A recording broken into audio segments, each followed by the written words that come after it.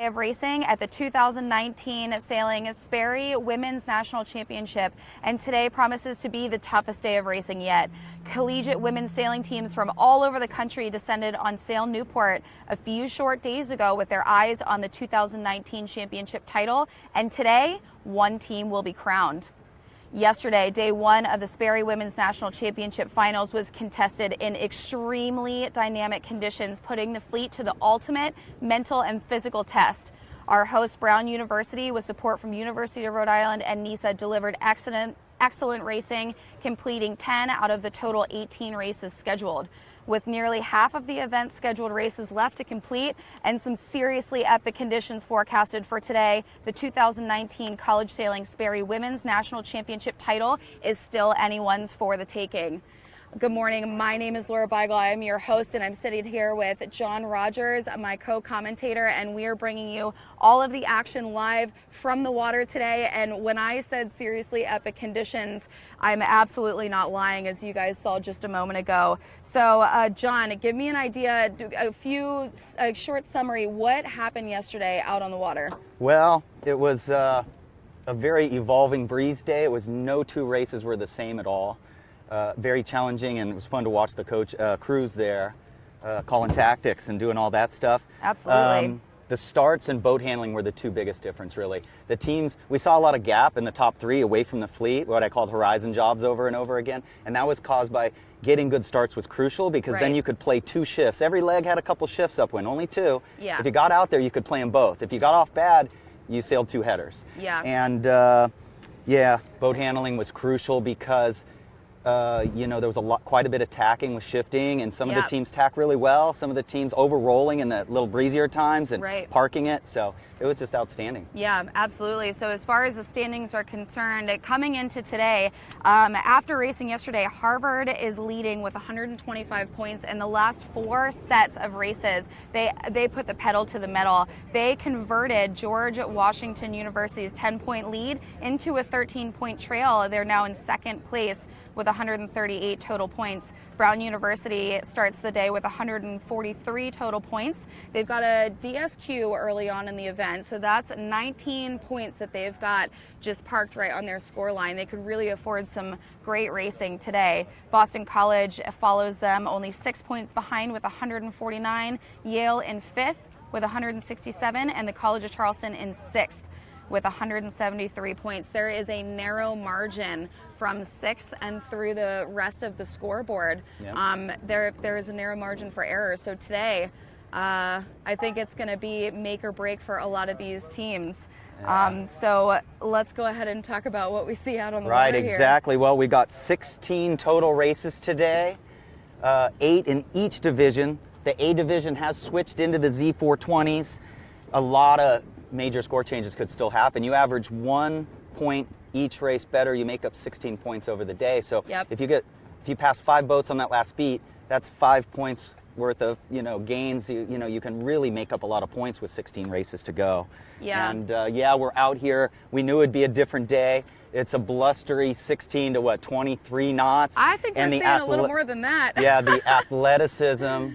Yeah, the flags are kind of level. The flags aren't smoking up hard, but it is blowing the oysters off the rocks for sure. Well, it's blowing some other things over too. Today we were all on site getting ready for this coaches meeting, and it literally blew porta potties over. That is how windy it is on today's racing. Yeah, you can see on the screen the weather, the wind blowing from the northwest. It's saying on there 18 knots. I don't believe that. That's about 18 in the light spots. We think it's 21, 22, and I'm super excited because college sailing has so much athleticism to it. In the last 10 or 12 years, they've gone to working out a lot more. And even I talked to the fitness coach on the Stanford team. Fitness is huge. You're going to see out there, folks, when you're watching here with our live stream here, that these girls are hiking hard and surviving. Oh yeah, today I think that we are absolutely going to be seeing some survival mode on the racing footage that we just put up. You all can see the Whitecaps, but we can hear the Whitecaps through this huge headset. I can hear this breeze. It is unbelievably windy outside. Right. And I think one of the really cool things is we just, touched on the athleticism that sailing has, and that these teams really put to the test, and what these conditions are putting to the test. The energy on site this morning, and the girls stretching and getting ready for the day and trying to make sure that their mobility is good for them to be able to handle anything that gets thrown their way. They sail in this during the season, and they sail when it's cold like this, and that builds your resiliency. So when they show up, they're not really thinking about the conditions very much. It's just another day at the office. They've been doing it for 7 months. Yeah, they're ready for anything. Yeah, they're ready, and college sailing's really trying to showcase that, these sailors train their whole life since they're age 8, most of them. Many come on later, join the team when they join college, but still a lot of them just have that skill, and they come from windy places around. Absolutely. So the format for today's racing, as you said, we have 8 races left, but that's actually 8 for A Fleet and 8 for B Fleet. It's a total of 16 races left on the table. And what we're doing right now with the format is, instead of racing A and B fleets at the same time, we're only racing A Fleet out on the water. They will come in, and then B Fleet will go after that. Being that it's super windy, obviously we want to make sure that everybody is very safe, and the race committee is doing an excellent job setting up the day so that we can get some quality racing in some pretty awesome conditions, and we can all have fun at the same time. Absolutely. This is just spectacular. So when you get those shots of the boat sailing, you're going to see they're flogging their mainsails to keep upwind. Yeah, flogging the mainsails to keep the boat balanced. Exactly. Because if they pull the main in, the boat wants to tack, and so they're using the jib to keep the boat going straight. And that balance. Puts the power in front of the centerboard, so the boat will track straighter. As soon as they put too much main sheet on, they get too much windward helm, and the boat parks it with rudder drag. So they, you'll see them playing the main. The vangs on the Z420s are really easy to play. Mm-hmm. When these FJs go out in a little while, the FJs are at the dock getting ready. Yes. And they're doing their team cheers over here. And getting the vang on is so much harder in the FJ, because you have to pinch the boat up really hard. The crew has to hang on it, and then they have to re-accelerate. Right. Oh, there you go, folks. There's a good shot. There it is. Dartmouth Big Green right there. And those waves are big, and they are stacking up. So as far as the element of athleticism today, the women racing right now have already been sailing for 3 consecutive days, and no one day is like, oh my gosh, look at all those boats upside down.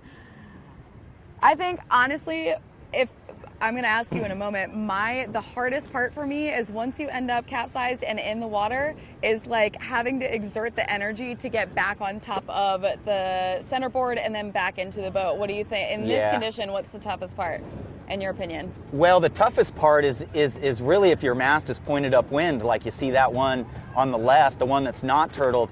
You have to do the bear hug to save it. We're losing more porta potties, John. Porta potties blowing over. Oh, again, we lost 2 this morning, and 2 just went back over. The only way to keep that boat from recapsizing is do what's called a bear hug, where you have to go under the boat as it rights, and you act as the resistance and grab the windward rail as it comes up. But that's a 26 or 28. We thought Puss would reach 28. It's probably a little more. Than that. Well, I think the ladies still want to be out there. I think that they're so eager. College sailing is about improving and getting better. Many of these sailors are going to keep sailing, and they'll race regattas in their future in this stuff. So there might be a few out there that want to come in, but I think most of them still want to stay out. No, I think everybody is here, and I think that they're ready to really take on these conditions. The College Nationals is the absolute pinnacle of not only their season, but of their career as a student athlete. They're in the gym, some teams 2 mornings a week, some teams more than that. Some athletes take it upon themselves to go even more days in a row than that. They practice every single day. They're on the road for 30 or so weekends a year training for this moment. I think that everybody is ready to just lay it all out on the table and take whatever conditions are thrown their way. Yeah, can't see the sail numbers there. We're trying to get the drones up. Look up. at those Whitecaps. That is nuts. They are about to finish the first race. So this is race number, for those of you tuning in, this is race number 11 for the A Fleet, and I'm going to plug the rotations and the results links in there so you all can follow from home as we do our best to cover great what jibe is right there. a sweet day of racing out on the water. Wow, BU. Hold on, let's just watch them plane into the finish for a second. Well, there you go, folks.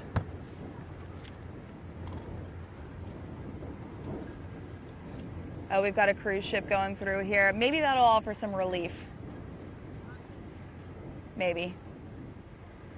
We've got 2 boats across the finish line. It looks like 2, 4, 6, 8, 9, 10, 11, 12. It looks like most of the fleet is around that weather mark and is headed back down to the finish. And they are screaming downwind. And they're not coming in. So we were wondering what's going to happen. The race committee, outstanding race committee with John Mollicone, who's really, he's a co-chair for the event. But he's really instrumental in women's sailing over the last 15 years since they have turned this into the most professional women's sailing circuit in the world, for sure. This is, what you're watching right here is the most organized, most opportunity for everybody. But in the last 15 years, it's just transformed women's sailing. And John is keeping them out. Looks like we're up to 14 finishers, so probably 4 DNFs probably on the screen later. We will see. You know, one thing I forgot to check was if there's going to, what the time limit is for the first boat to the last boat finishing. If any of those teams end up back up upright and going around the course, a 17, I guess, is better than nothing. Yeah, I think we're going to see the boats sailing downwind that are finishing. They definitely got no assistance. And then we'll be able to count up the ones that skip the finish line because they know they have to withdraw. The greatest thing about the sport of sailing, and we always have to remember this in youth sailing, especially with that heartfelt connection we have with our children, that this is a sport about once that preparatory signal goes off, it's individual effort, right? The boat is on its own. There's no outside input. There's no coaching or yelling from the sidelines. And ultimately, it comes down to us. Yeah, you are left to the elements. So it looks like we had 13 boats probably finished. Actually, no, 12, and then the rest are going to have to get ready for race 2 here for the A division. John Pierce tuning in.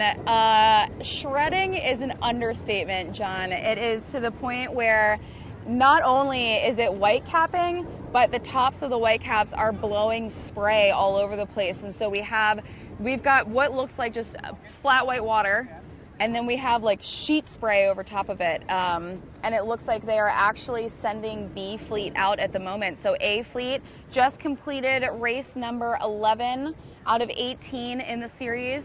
They're down at the starting line. B is headed out. So John, as a coach and as a sailor, in this moment, we've talked about athleticism, we're talking about the conditions. What's going through your mind getting ready for another start after you've just the first thing you have to do is you have to distract yourself again. You have to convince yourself that this is not as windy as you think it is.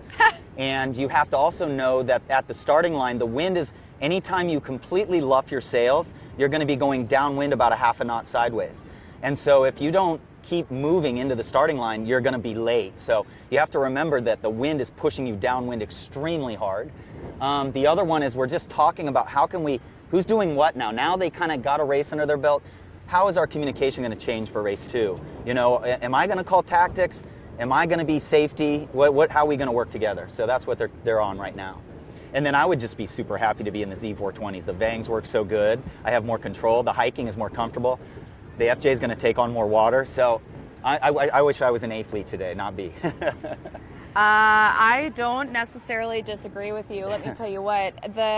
We talked just a little bit yesterday about the differences between the FJ and the 420, and most notably is how rounded the hull in the FJ is, which means that there's less flat surface to keep you stable. And then also the centerboard and the rudder, which we call the foils, for those of you who are not super intense racers, they're a little bit more narrow. And so it's a little bit less force in one direction or the other that you can use to stabilize the boat as well. So I think that for those sailing the FJs, I hope that everybody went to, maybe an Olympia Sports, picked up some shin guards for today. I think we're going to see some it's interesting you brought up the centerboards, because if I was a team taking risk, which would be I like winning like you do, right?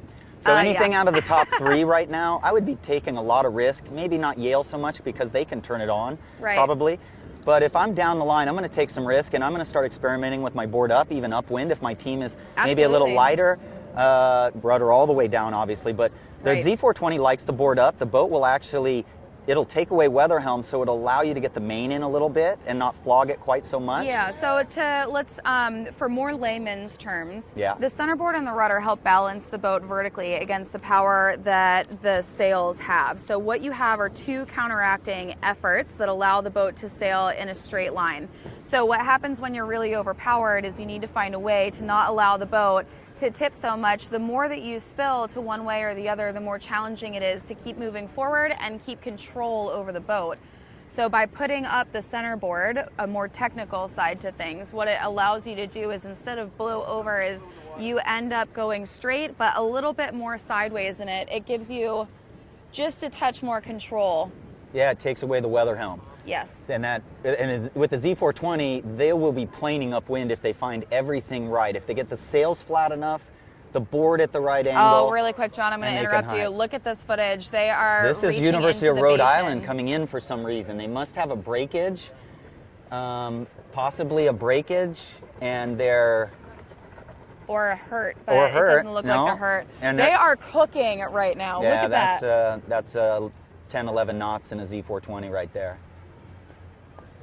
Absolutely So the best point incredible. of sail you're getting to witness, folks, a beam reach, maybe a little above a beam reach, and just full plane. Their team's down there. That looks like they must have something that they're trying to fix before the next race. You have breakdown rules that if the boat breaks and it's uncontrollable, you can file for breakdown points. If it was something you could control, like a shroud pin coming out, Ooh, listen to that or puff. something, yeah, there's a little bit of... You guys Little bit of plug into breeze the there. comments if you can hear that breeze. We're seated actually on the leeward side of our metal media trailer right now, and we obviously can't put the tent up. I'm sure you all understand why. Well, if the you can good- hear that breeze through the cameras, let us know, because it is, I can hear it through these headphones. The good news sir. for Rhode Island, I don't know if we can get a shot of that J-boat going out.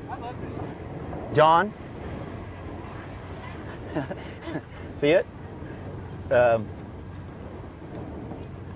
Yeah, there's a couple boats flipped over, and the race committee's just waiting, so you or I might have a minute to get back out there.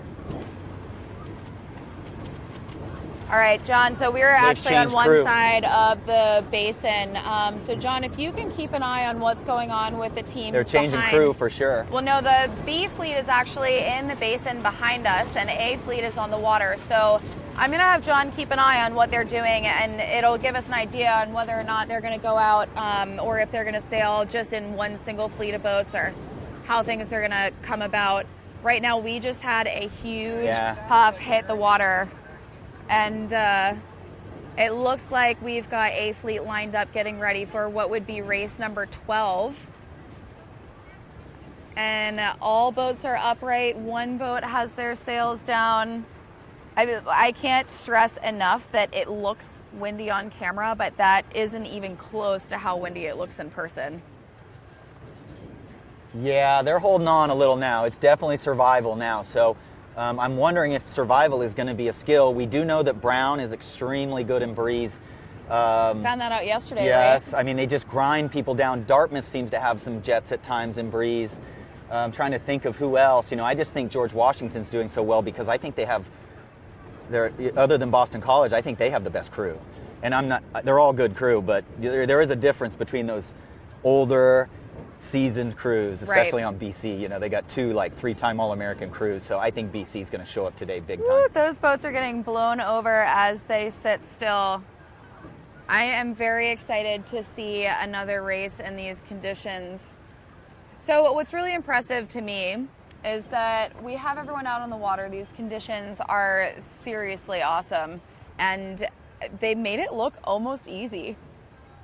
Absolutely. Absolutely. It was pretty amazing. They didn't have time to warm up. They got out there and went.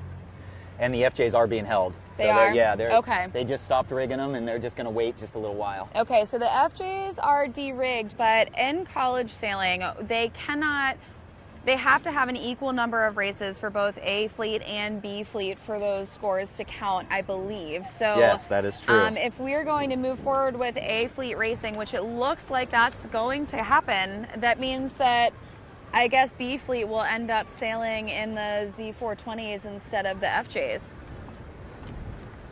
That could be pulled off. Exactly. I would prefer the Z420s because the sails are flatter and smaller, and the boat doesn't load up as much. So the problem with an FJ is if you don't stay seated through a jibe, you raise the center of gravity so high. I would tack today for sure. Oh, chicken jibe. Thank you. I'll admit it. Absolutely. I will chicken jibe. I'm not above it. I've done it before in a boat far bigger than these. Yeah, if you're a young kid out there and you see everybody flipping downwind, pull off a chicken jibe and you'll pass a lot of boats. Jeff Dusek in the comments, I do not know which boat has the sails down at this point, but we are keeping an eye on it to try to give you some more detail about who's doing what. It is just a touch hard to see here from shore, but we'll bring you guys sail numbers at the very least as much as we can throughout the rest of the day. What we're seeing right now is everybody's staying up current, right? They're staying up. The current is flooding into the bay until 12:50 something, and they're up current. They're staying above the line, hanging out, doing their research, resting just a little, maybe some of them are trying to find their groove a little. Maybe it is a little much for them. I think others are just sitting there going, oh, this is a normal, we've done this before. We've done this in 30 degrees in many places. So the current and the wind are against them, and that's going to make the starts really challenging. Yeah, you got boat 12 right there, sitting there, looking at the conditions. There we go. So there's some sail numbers Dartmouth for you guys. again. Still waiting to find out who's got sails down. So in these conditions, I'm going to open this up to the comments too, but John, in these conditions, what are some of your focuses when you piece together a strategy for your up and downwind legs? Well, the biggest thing you have to do is you have to have a good enough crew to tell you if you're gaining or losing, right? It's not just sailing, it's competing, right? If you reach off or something and you lose so much so quick, the crew has to still be able to look around and say net gain or net loss. That's what I would be focusing on. Don't let us get slow. If we're slow, we crack the jib a tiny bit, we hike a little harder, and we don't pinch. And then the crew will say, oh, you're lower now and slower or whatever. We do that a lot. Obviously, we're just talking about let's stay upright. And then here's our weather graphic we can't again. change the rig like we would on a I-420 or a 470 or a J70. We can't rake back. We can't, on the Z420s, changing the jib is hard, so we don't have a lot of options. It really comes down to us. Right, it's just on the sailors, I think, in these conditions for me. So I'm a skipper and a crew. I'm far better at crewing. I think I have too much anxiety to skipper, especially in stuff like this. My focus is a number of things. So as an athlete, obviously it is full on out on the race course, and you will be hiking all the way around the course. These races are 25 minutes long of just unrelenting tension in your muscles. So what's going through my mind is how do I get the best out of my athleticism and try to focus on all the other variables that sailing has to offer. So I was just realizing, watching Rhode Island sail out there, watch how wet they get, folks. It is 54-degree water. So I think your question before, to answer your question, it's like an ice bath. It's the art of distraction. We actually have to go, this is what we teach as coaches, right? We have to go into our mind and find that place that's a special place for us, a warmer, special place, and we have to kind of get ourselves there in that mode a little, They are cruising. We do it in our training. When we're lifting weights, when we're hiking on the hiking benches, we're actually visualizing challenging situations, and the cold water is the biggest challenge for them right now. Definitely. So as they're headed out on the race course, I almost wish that we could sail triangle courses. What we're racing in this college sailing nationals format is a windward leeward twice around. So it's just straight upwind, straight downwind. That's it. If you did a triangle today, you would have 2 reach legs. Oftentimes, it's not the favorite course. There's a lot of parading that can go on, but just to keep it fun, I would love to just cut loose on a triangle course. Great point. I'm really glad. You really bring up so many good points that gets me thinking. But if we're going to race around the world. We're going to do triangles in the big breeze, and we're going to do moderate breeze. We're going to do windward leeward. So excellent. And we do a chicken jibe at the jibe mark probably for today. sure. So really quick to give you guys an idea, while we're still in a holding pattern before race number 12, we just had the scores up on the screen, and we are getting ready to go back to racing in just a moment. But an update overall, we've got Harvard still in first place. They put up a 5th in that race. Super impressive, and they've now gone from like a 10-point lead to a 15-point lead. George Washington is just behind them. Brown University put up a 3. We know they're great in this breeze. I expect really good things out of them today. It should be really exciting to watch. Yeah, it looks Boston College is a 4. Yale put up a 2. So pretty close racing. The points are not as spread out quite yet, but I think the more the day progresses, the more we'll see some gaps in that score line. It's not the action though, there's no votes.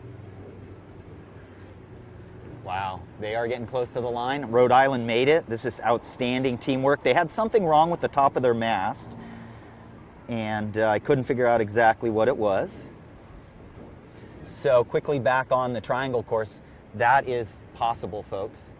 If we see the gate buoy come out, I believe maybe they can't change the course. I think we only have 2 courses. I mean, I'll have to read the sailing instructions quickly to see which courses are allowed. It would be dramatically safer to do triangle.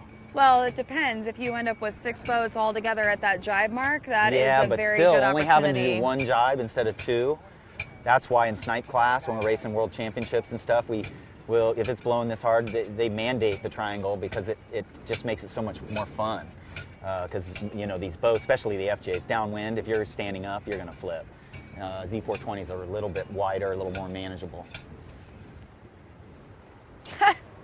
As we look around on shore here, I want to say there isn't very much tension, but there is still a really, really high level of energy, and it still reads as excitement to me. I think one of the things keeping everything a little bit light, a little comedic relief, is those porta potties to our right are still tipped over, and there's staff on site. Yeah, this morning when they tipped over one, Charleston sailor just barely got out of it as it was going, and the whole team was running over there laughing with their phones out trying to video it. It was pretty entertaining. And listen, if it didn't end up on Instagram, it's almost like those porta potties never fell over in the first place, okay? Yeah, and then, they're getting it under control there. I did get to meet Tom, the maintenance director here on Sail Newport. He's an amazing guy.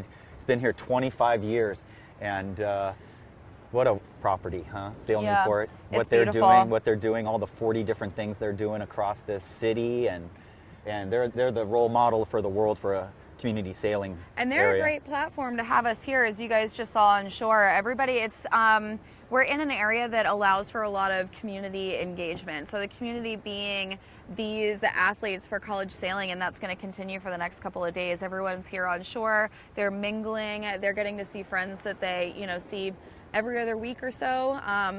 But it makes for a really great event, because it's like your family you're competing against on top of all the training that you've put into it. And obviously this is it. This is like the apex of college sailing right here in Newport. They're getting close out there. I can see them getting ready. The flags are blowing up a little bit, so we're probably 22 knots right now.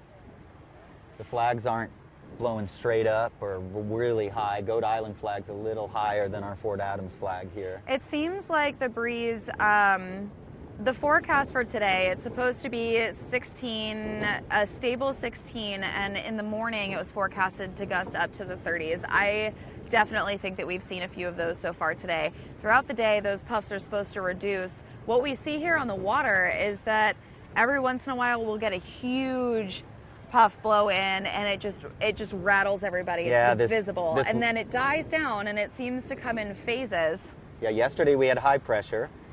Then overnight, this big, huge low out in the Atlantic started spinning around.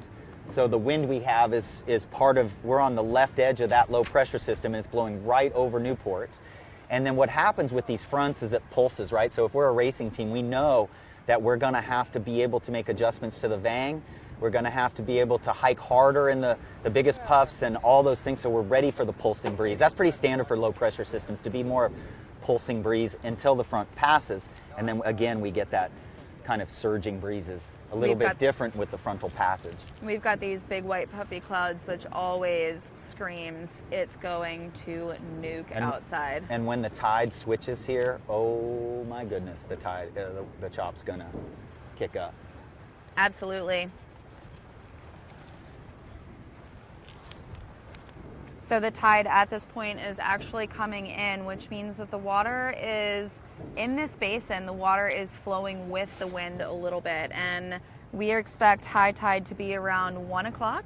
So as soon as that starts to go out, it's going to actually put pressure. The surface tension, the air is blowing the water into some of these waves, and if it's already this high in this particular area, when the water starts to move against it, I wonder. Yeah, I mean, it's just amazing. We're sitting here in like warmer weather than yesterday. Sun, I got sunscreen on, and it's 10 knots windier. At least. Yeah, well, The end of yesterday, we did see some pretty high pressure, but One thing about the conditions right now, though, I think if I got out there, I think it's a tick lighter than what it looks like. Okay, so you know, again, when I'm coaching kids, I have to get in their head, and it doesn't always work with every kid because they're all different, right? But if you can get in a kid's head and get their reactions, I bet they would say, a lot of them would say it's not quite as gnarly as I thought it was going to be, because it looks gnarly. yes, that's an understatement. They are on the final approach, everybody. You think so? Yeah, they're on the final approach. They're coming up to the line here. I want to do a quick shout out to all of my friends playing shore crew for me, fact checking me via text message at the moment. There is no triangle stated in the NOR or SI, so we are stuck with this windward leeward. That is the only course that we will be sailing today. So race 12. Yeah, race 12 about to start here.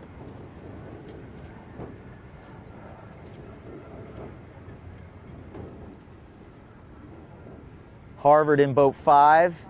You're looking for GW in boat 3. You're looking for Brown in 17. I think MIT's moving on up. You're looking for MIT in boat 7.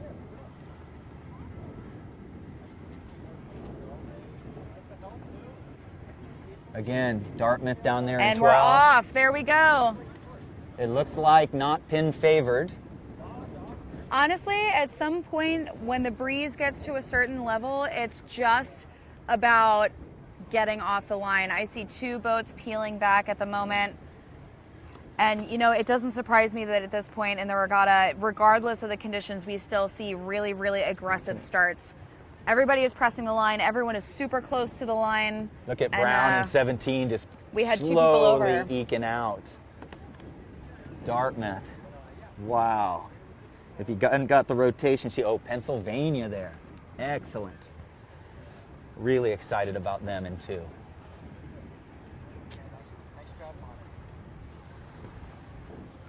Look at all those mains.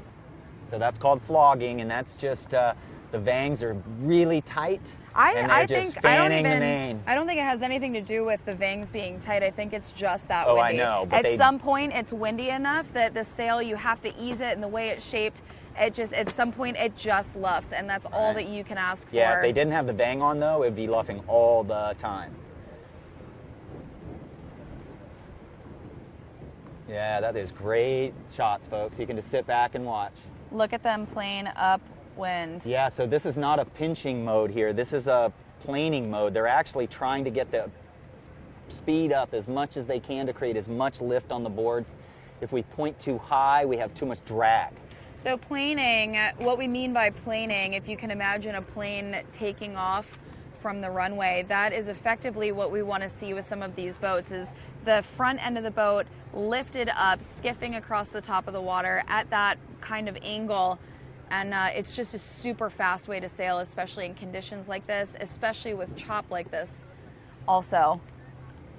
Yeah, it looks like they got some coaching. It looks like they were able to make some, little adjustments. They probably adjusted their hiking straps. They probably, changed a few things on the boat, those minor things they can change. They had some discussions about how to sail better. And it looks like we've got a little more balance in the boats this race. So the coaches make a big difference. A lot of the coaches have been doing this for 15, 20, 25 years. It's amazing group of coaches that don't just teach sailing, they're teaching everything.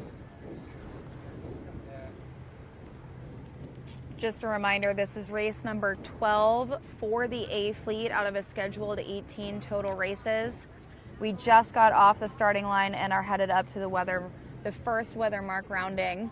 And we've seen in the last couple of minutes, these teams, it's just a drag race. So it's all about going fast. At this point, in this type of condition, the way that we set the boat up is you want to have a lot of Cunningham on.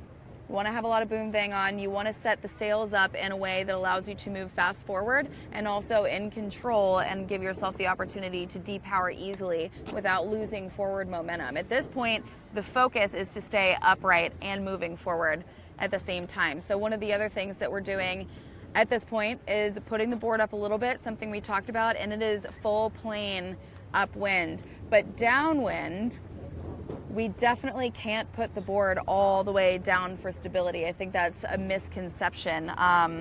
So talk us through the board downwind. Well, the problem with the board downwind is you have what's called a slippy or trippy condition. So if the board is all the way down, if we're sailing a skiff, we learn a lot of this from skiffs, is if the board's all the way down, we're trippy, meaning that when we jibe or make maneuvers, the boat will turn very quickly, and then when the boom goes across, the boat will actually trip over the board. If the board is up more, let's say halfway, then we're slippy. Slippy meaning as the boom swings across, it'll just slip sideways. The boat will absorb the shock better. And so that's where we're at. We learn that over time, where the board will even put a mark at the halfway point, and over time we learn where the heavy air setting is. All the way up and the boat is too rocky. You know, the boat just has no stability. So actually, if you're really, really, really good, you can put the board even higher than halfway a lot and just absolutely scream downwind. I don't know if I would do any of that today. Well, yeah, today especially, because if you flip, you're last. That's true.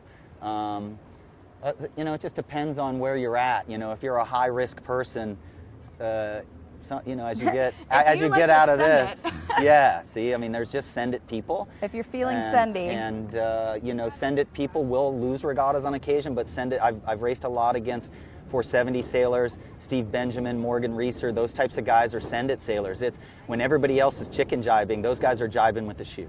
Yeah, and they're jibing with vigor and fury and purpose and it's just and confidence. Again, it's a lot of belief as you go into it. Yeah, it's a lot of faith in your training, and I think that that's one of the reasons why the energy here on site it's not fear, it's not reservation, it's excitement. Everyone is so eager to hit the water and put a lot of their training to the test. I don't think we're going to see this pressure change all that much throughout the day, and I know that we've got B Fleet going out sailing just after this, so we're on our first weather mark rounding of race number 12A of the 2019 College Sailing Sperry Women's National Championship. Again, my name is Laura Beigel. I'm your host for the entire championship series, and I'm sitting here with John Rogers, a co-commentator, bringing you all of the live action and porta potty updates throughout, especially today. It looks like they are pretty secure. So yes, they're tied down, they're tied sideways. Yeah. So we're safe. You can go in the porta potties again, everybody. I don't want to be held responsible for that. John is giving a vote of confidence for the porta potties. They look good. Tom, you did a good job, bro. Yeah, what a great guy. I just got to meet a guy who grew up here, and you know, he's worked here 25 years in the grounds maintenance. He's talking about Brad Reed and all the things Brad has done. You know, he's got his finger on everything. I bet he's seen some stuff working here for as long as that. Yeah, they even know stakes in the grass. I mean, they got everything under control in this place. I bet he's the secret keeper. He's the master of whispers for those of you who are Game of Thrones fans. Yeah. He's got all the dirty details. Well, it's a good point. You know, Brad Reed was College Sailor of the Year. I don't know when, 1994 or something, but you know, that's what we need running these centers, world-class sailors, and he's one of them for sure. Here we are back on the race course. The fleet is still up at the top end of that leg 1 of race number 12. These legs, this race course has gotten a lot longer with the breeze. The target race time in college sailing is right around 25 minutes per race. So it's about an hour from the time you leave the dock to the time you get back to the dock after your 2 race set. So with a longer, heavier breeze, we've got longer weather legs. We're starting to see them come downwind. Most people, it looks as though we're doing some reaching instead of dead downwind sailing, although we've got someone here on frame that is dead downwinding it. Yeah, they're winging it more this race. They're sailing less conservative. They have to keep the main over trimmed a little, otherwise the sail can death roll them to windward. So they'll hold the main in anytime they get monster puffs. They'll transition from reaching mode, like you see, and wing on wing. And that's just great there. Is that a 17 on the sail there? That's a 17. Yeah, so there you go. Brown bears. All right, to our viewers, would you reach or would you dead downwind in these conditions? I would wing it. You know, it's really a skill thing. If you're really good, you lose a quarter boat length every second or two you're reaching, really. I mean, wing on wing is going to be superior in this. But that said, if you flip, there's nothing you can do, right? There's an old saying, upright is fast. And usually. So there's not a huge difference, but it's going to be every couple seconds you're going to lose a quarter boat length when you're in reach mode. You're only reaching to survive or reaching to position yourself on the inside, probably coming into whatever gate you want. Right. So one of the things I want to note quickly is that this fleet, for the first half of the first weather leg, this fleet was really on top of each other. And like I said, these are drag racing conditions. You want to go as fast, as straight as possible. And I'm sure there is some shifting going on the course. It's just the nature of breeze, but faster you go, the better. And obviously the fleet has spread out considerably since then. We've got our first couple of boats down around those gate marks headed upwind for leg number 3. And we've still got boats in like the top quarter of the leg trying to make their way downwind.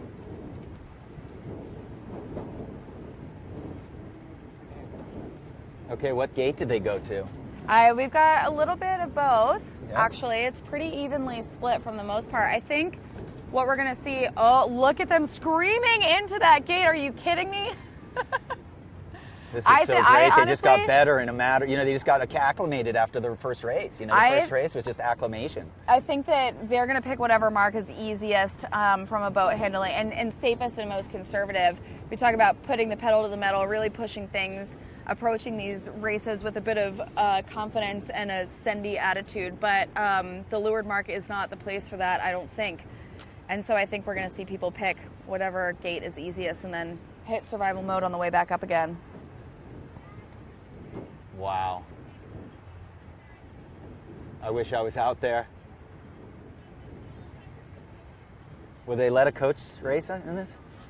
Let a coach race? No. I mean, I tell you, many of them beat me. This is awesome.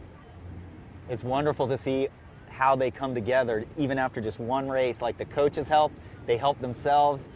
They probably are a little warmer now. Luckily it is. God, I think it's 68 degrees right now. It's interesting that it's so windy, and it's how many degrees warmer today than yesterday? A lot. A lot of degrees warmer today than yesterday. So this is the final day of racing, and these women have been racing for 3 days before they hit the venue this morning. And we have seen a little bit of everything so far. This is definitely the most windy. And these teams show up to nationals with a lot of depth. They show up with more alternates than they typically would at other types of events. I think that we're going to see that come into play as a pretty important piece as we rotate throughout the afternoon. These girls are going to be exhausted when they get off the water, and I think we're going to see a lot of rotations and crew, maybe rotations and skippers, but we're definitely in heavy air mode. Yeah, and we've got the whole fleet upright. We might have 18 boats going right now.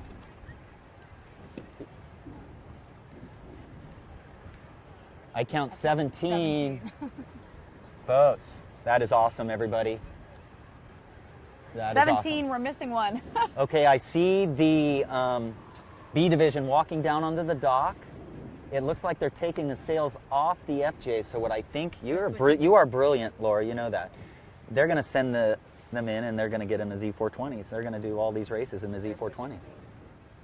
Oh, we just got word they're switching the mains for the FJ, okay. so it's a Thank new you. suit of sails. Great. So they're going to go with the small sails for the FJs. Yeah, I didn't Great. realize that we had 2 different sets, but I think that is going to make the FJs a little bit less daunting to try to wrestle with in this type of breeze. The FJ sails are smaller, so they're putting the FJ sails on the 420s.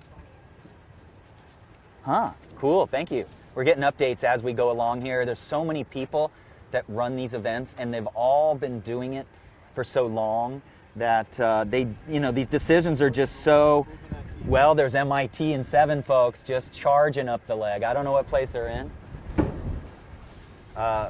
Huge. What? You gotta live with shit.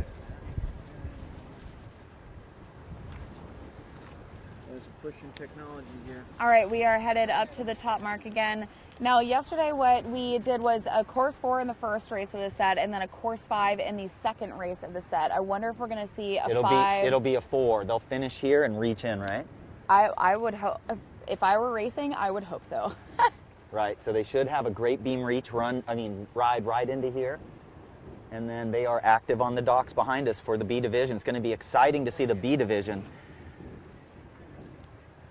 The FJ smaller mains are actually going to go on to the Z420s, and that should help relieve some of the pressure as they race around the course.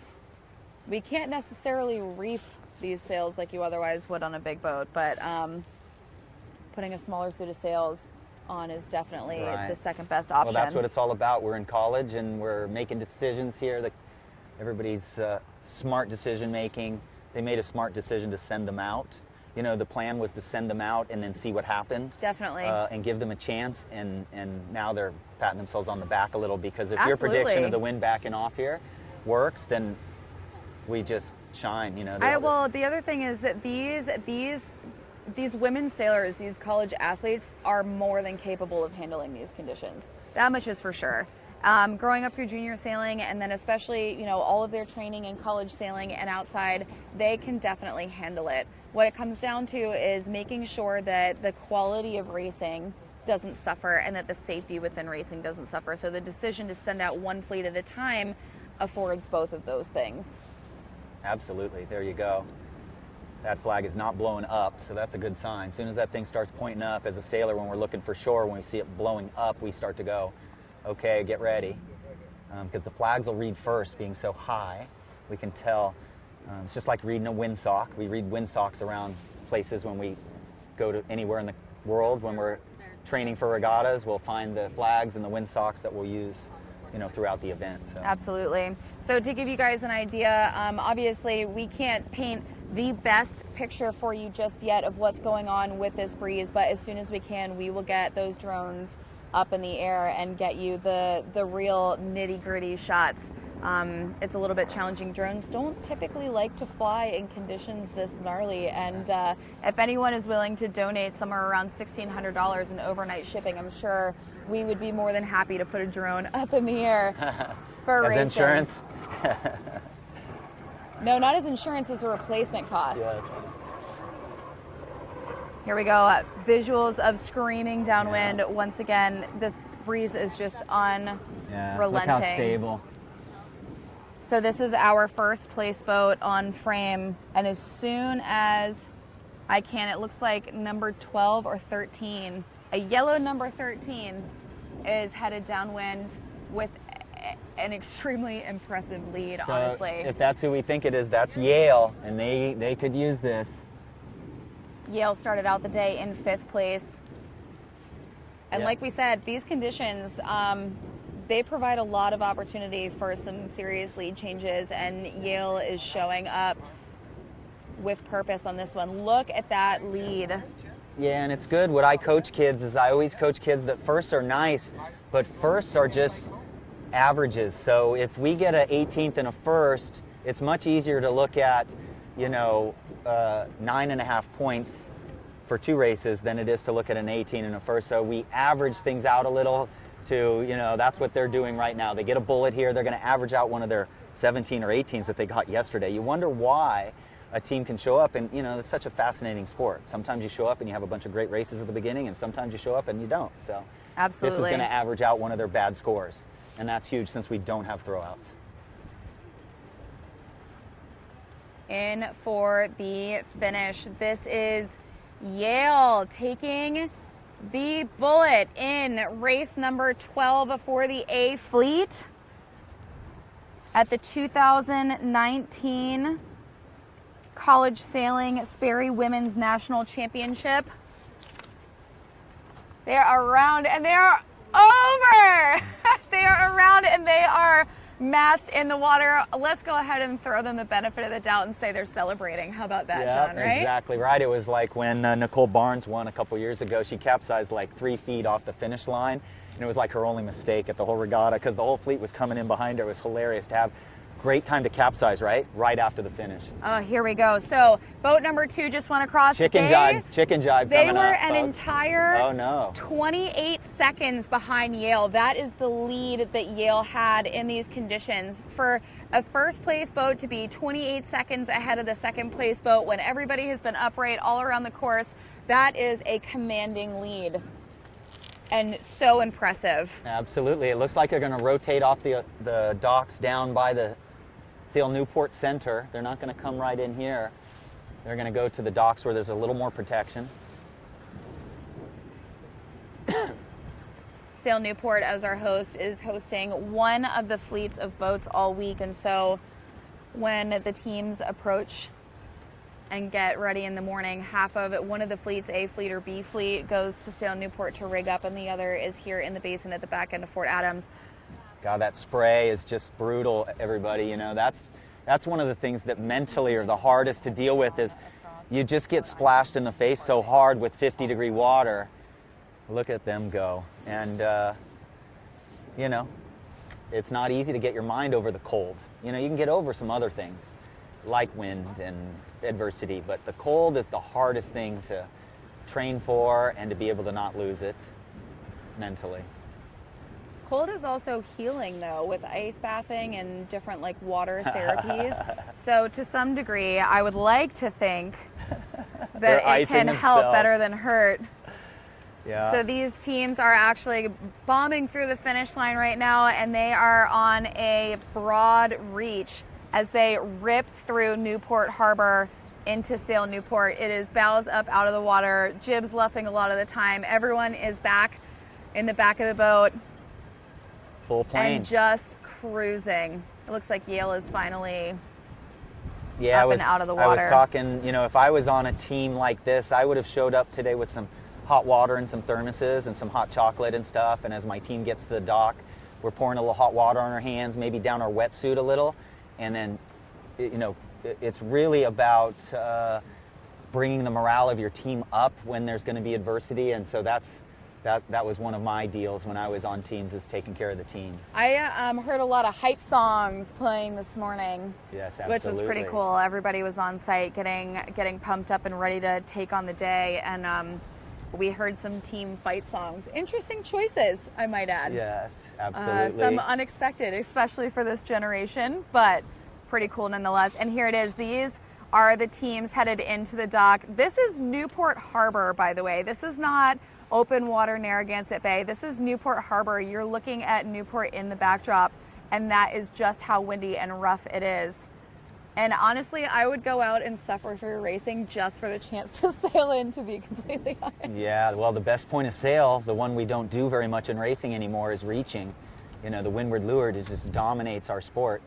And so the funnest times sometimes are the sail back to the dock. Yeah, and I was listening to some coaches too. It's interesting, the different approaches. Some were telling rah-rah messages and fired up, and other ones were telling them what mistakes not to make, like what to avoid.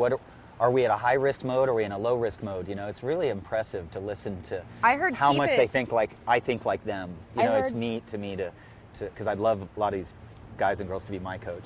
I heard keep it simple more times than I can count this morning as everybody was getting ready for the day. You know, everyone meets in the morning to talk about conditions, game plan, strategy, lessons learned. The lessons learned piece is a little bit tough given the conditions have been so different every single day.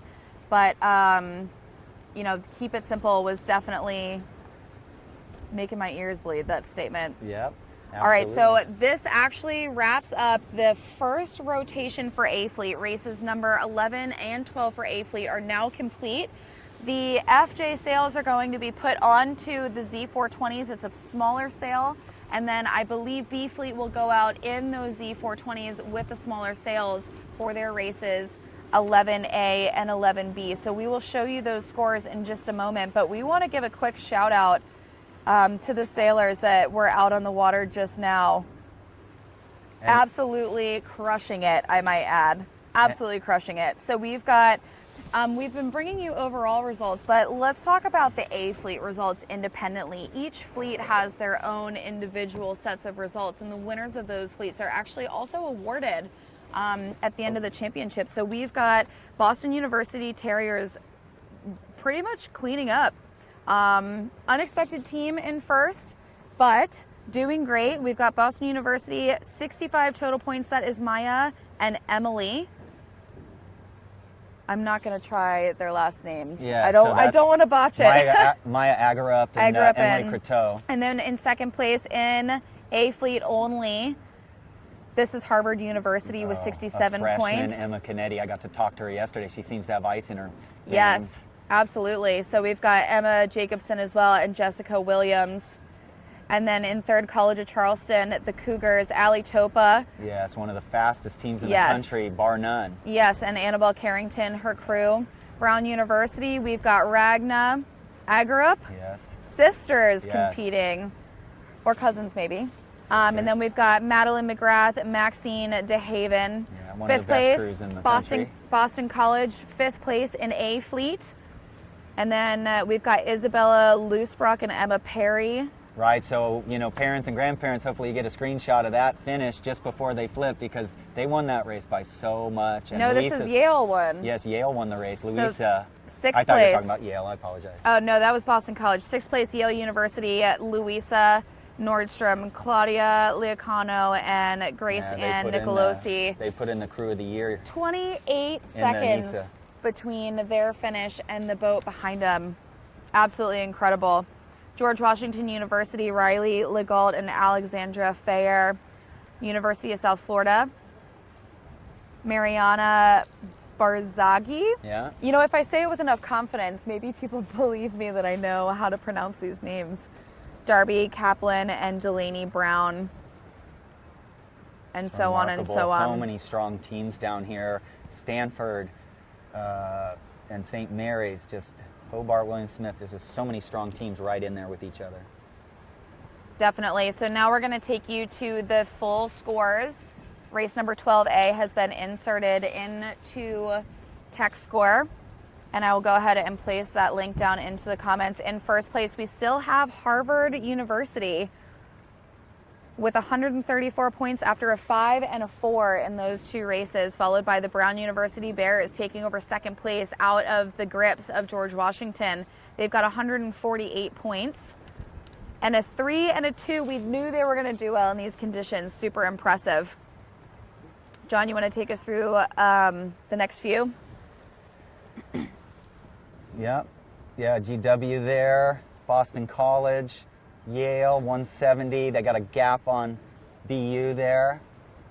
Charleston is down a little bit further than I thought. Hopefully their B division comes on. Dartmouth, really good B division there. Might be winning there.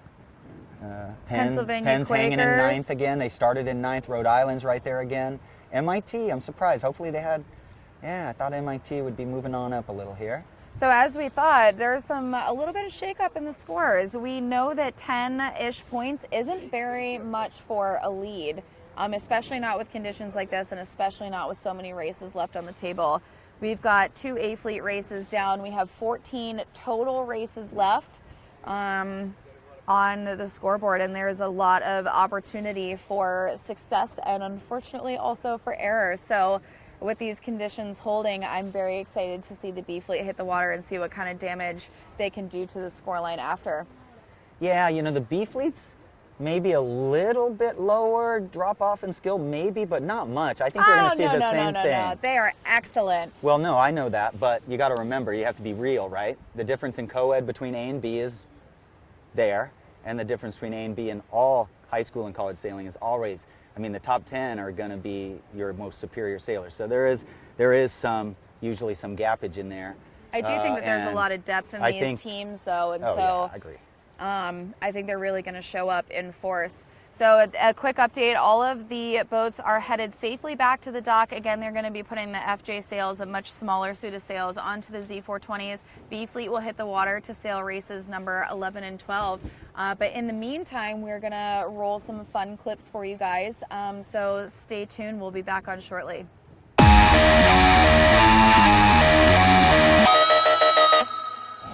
Paige Rayleigh, US sailing superstar. They say that these days being a vegan is a game changer. How's it changed up your game? Health-wise, not getting sick. There's actually like a few people in the sailing world. I heard there's a guy named Jake Lilly that does it. Wow, it's really taken off. Going international. You're a trendsetter, Paige.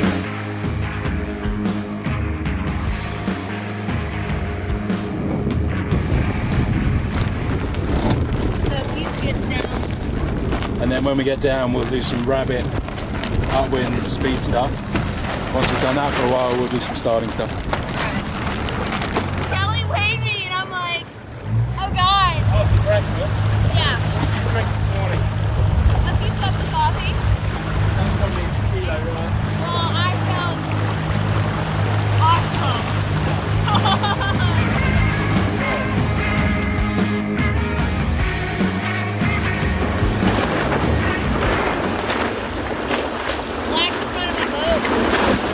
What kind of mode did you feel like you were in? Felt like B&G for a bit, and then at the end was going height. Yeah. Sometimes I was going height. Coolio. Halfway down there, you were leading that group, easy. Yeah. And then Vasilia stayed here. She came down to here, worked this side. You pushed yourself up into the screw, got yourself into little dirty air battles. She extended down here and came across. I'm tired, see? Yeah, me too. And my lower core blows. It burns. Well, suck it up. Get up, buttercup.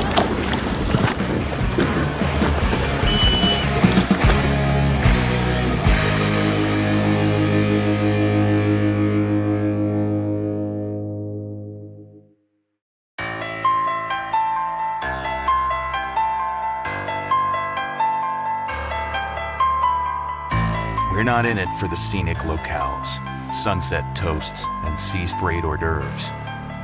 No, we're here to be challenged. Because out on the water, the challenge is the reward. We don't take shortcuts. We don't cut corners.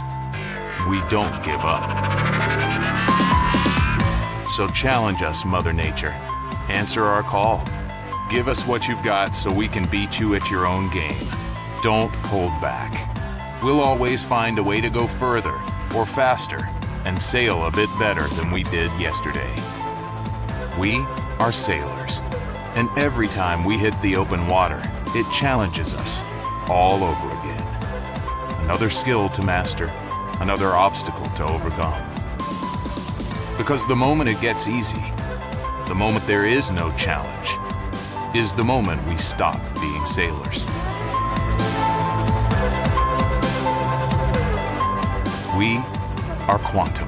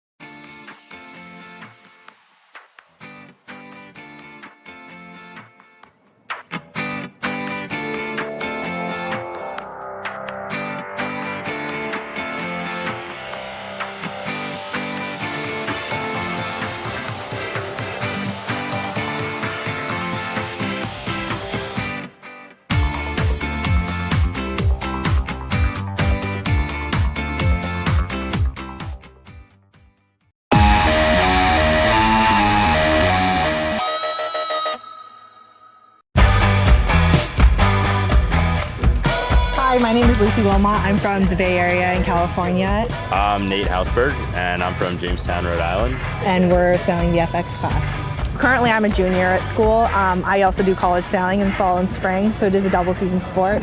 I'm just finishing up my senior year at Brown. Every week we have off, whether it's Thanksgiving break, spring break, we're down in Miami training, and we're maximizing the hours we can get on the water. Lucy and I started sailing together despite being mixed in what's typically a female class, partially because it worked really well for our weight and our size and us being young. We both have to put on a lot more weight before we go our separate ways, and I sail the 49er with the bigger sail on it.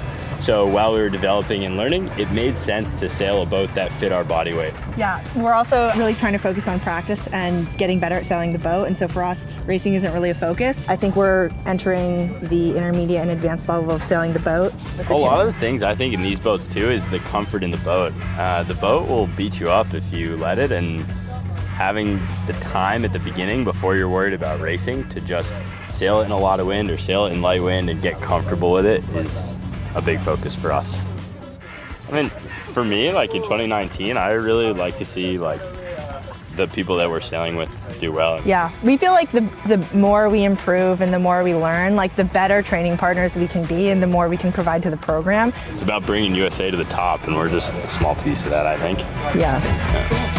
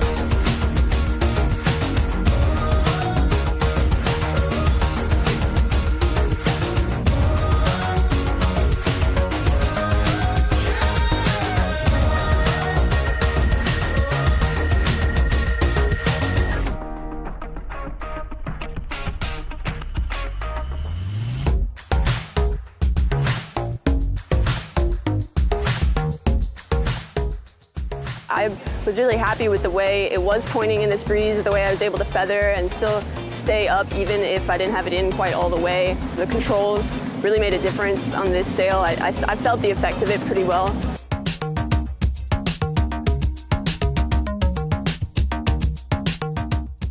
I felt like it had a little bit more power, but also a little bit more maneuverability. You know, you could get into that low mode that you might be a little bit more overpowered in the laser rig, so it was different for sure.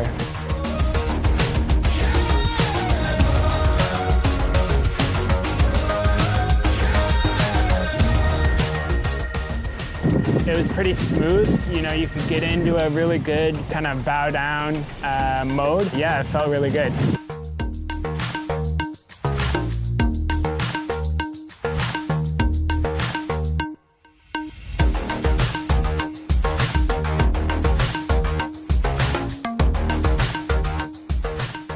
I think that the boat reacts very well in the gust. When you hit the wave, maybe the boat starts faster, I think, than with the other rig.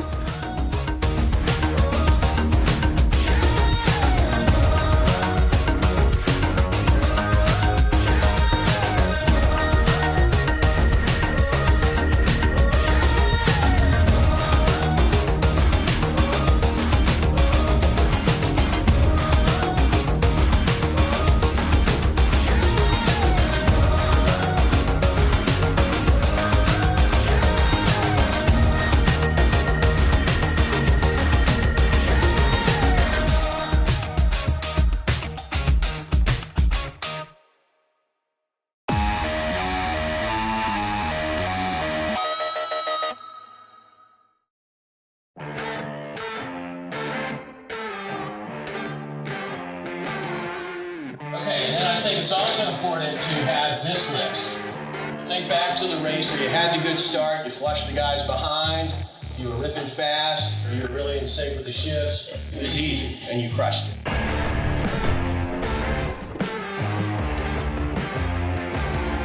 Nobody else is doing it. Well, I'm going to back out, I'm going to come up the other side, I'm going to go around the back of that boat to the other side of me, and I'll come back in again.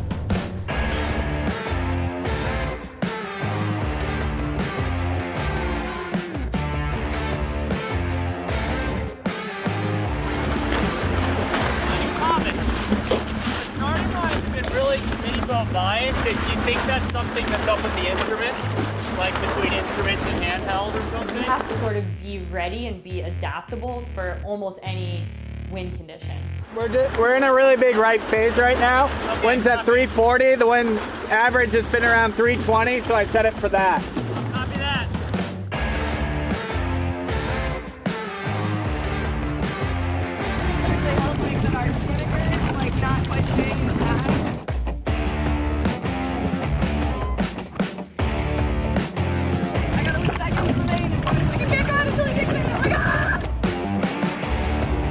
Especially with these double tacks going on, guys, work out a good distance for you to be back from the line. It's a long road and it's hard.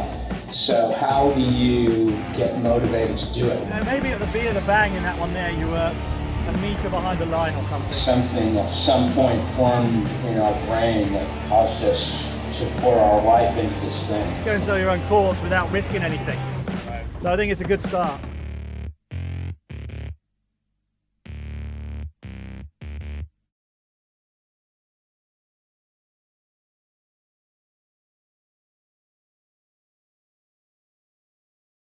We are back live, headed out to the race course. This is going to be B Fleet now completing races number 11 and 12 of the 2019 College Sailing Sperry Women's National Championship. This is the final day of racing, and it all comes down to the next few hours. This is the moment when we are going to define and crown a new champion. I know, I can feel it a little. I get all excited when I'm, wishing I could be out there racing. I know what they're feeling as we get here into the championship races.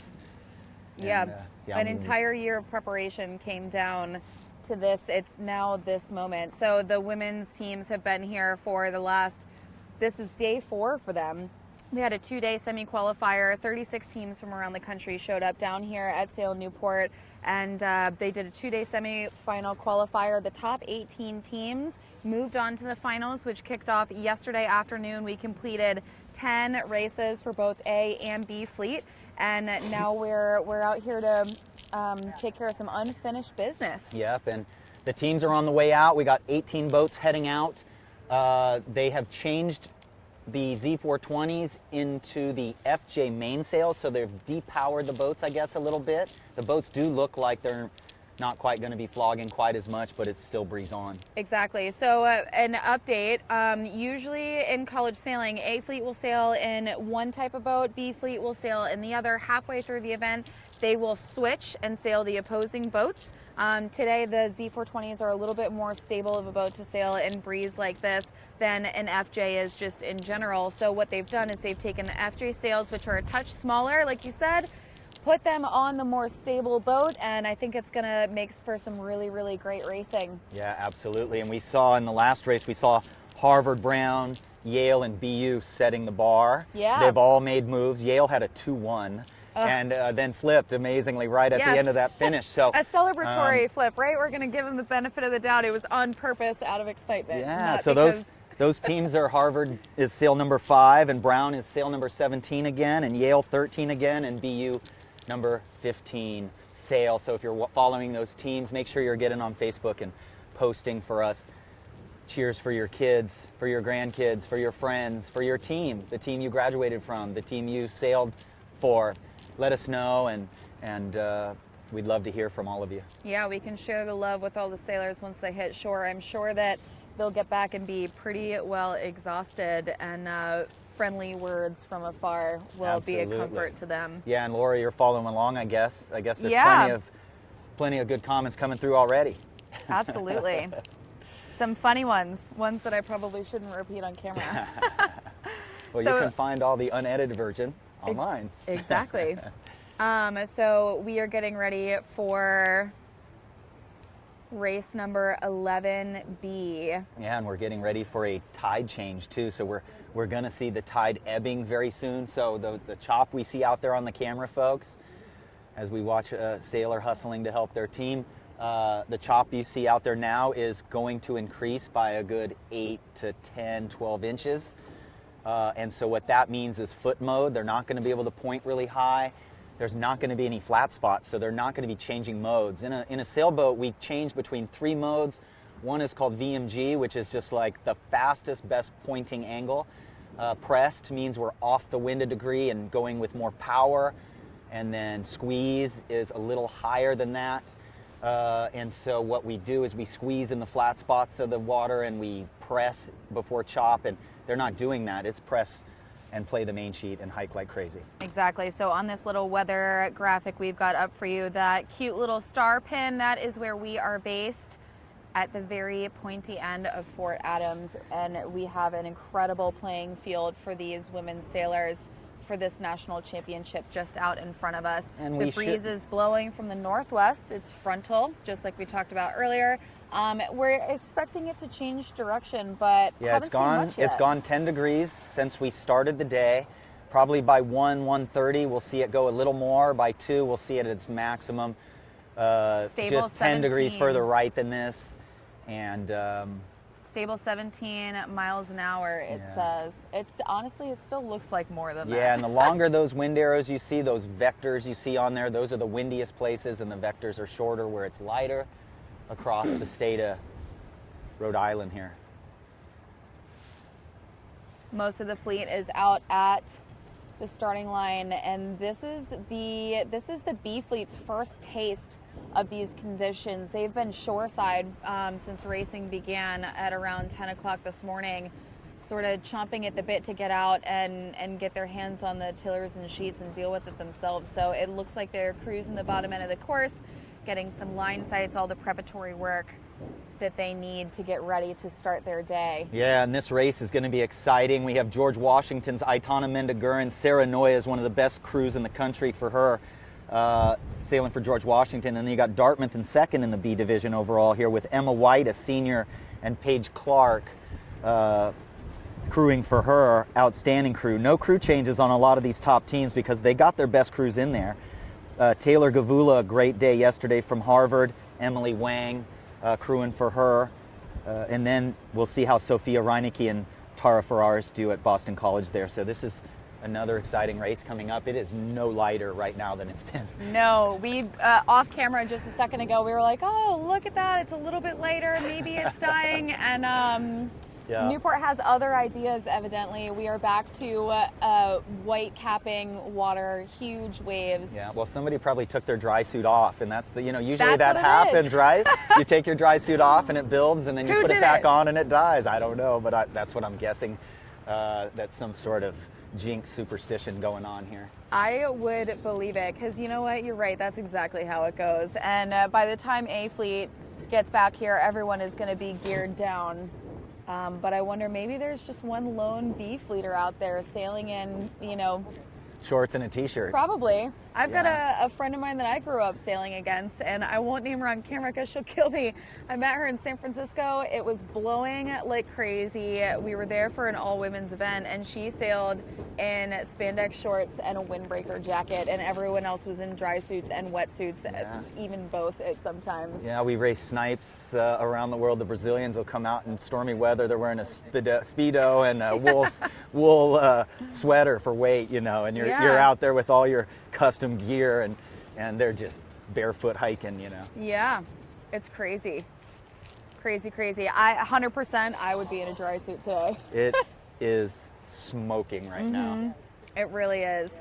Sun is out, which is lovely, especially compared to yesterday. The temperature was like 15 degrees cooler yesterday. It was cloudy and overcast. It was pretty windy by the end of the day, but I think today is just glamorous all around. Yeah, I'm wondering, I do follow the season. It's been a fascinating season, but I don't know all the procedural rules. I wonder, is there a wind limit in the snipe? It's 24 knots. We can't start a race in 24 sustained plus. 24 sustained. So I don't think that we've hit that yet, but I am curious. That's pretty, standard across the board for a lot of different class associations and events, that 25 sustained knot is there. I have participated in an event where it was like 24 sustained, and we were hoping, everyone was hoping to go in.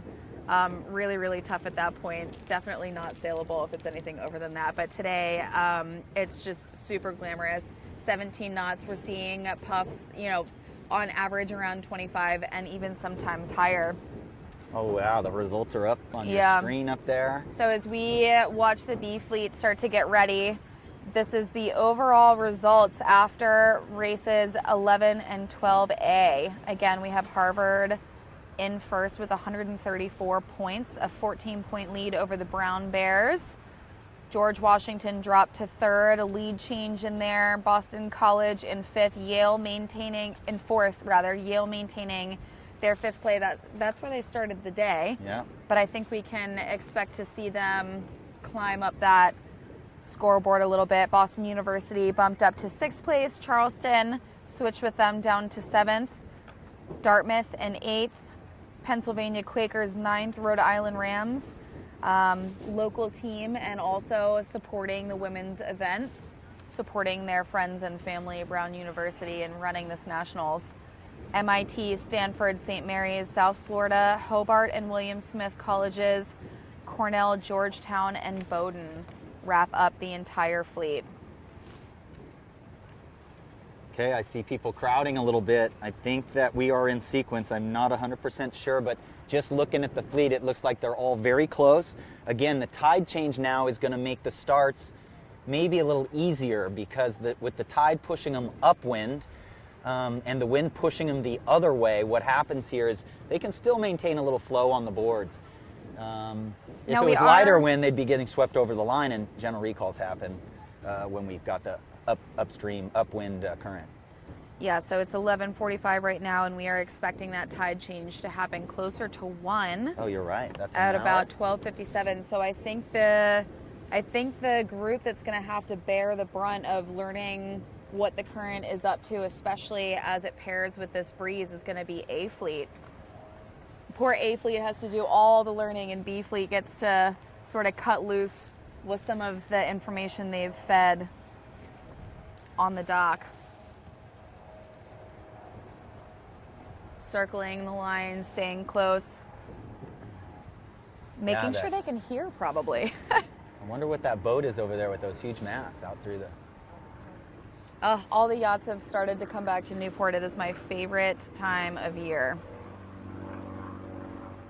Well, they are crowding the line here, folks. And let me see if I can find a flag on the race committee. We've got some binoculars. They have for 1 minute John. to go. I just saw the P flag go down.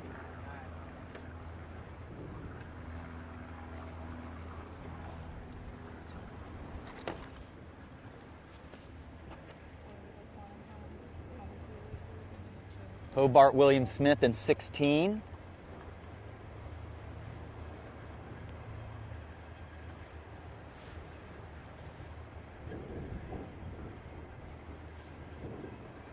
Getting pretty close to start here. With this wind shift, we have Charleston in seen 10.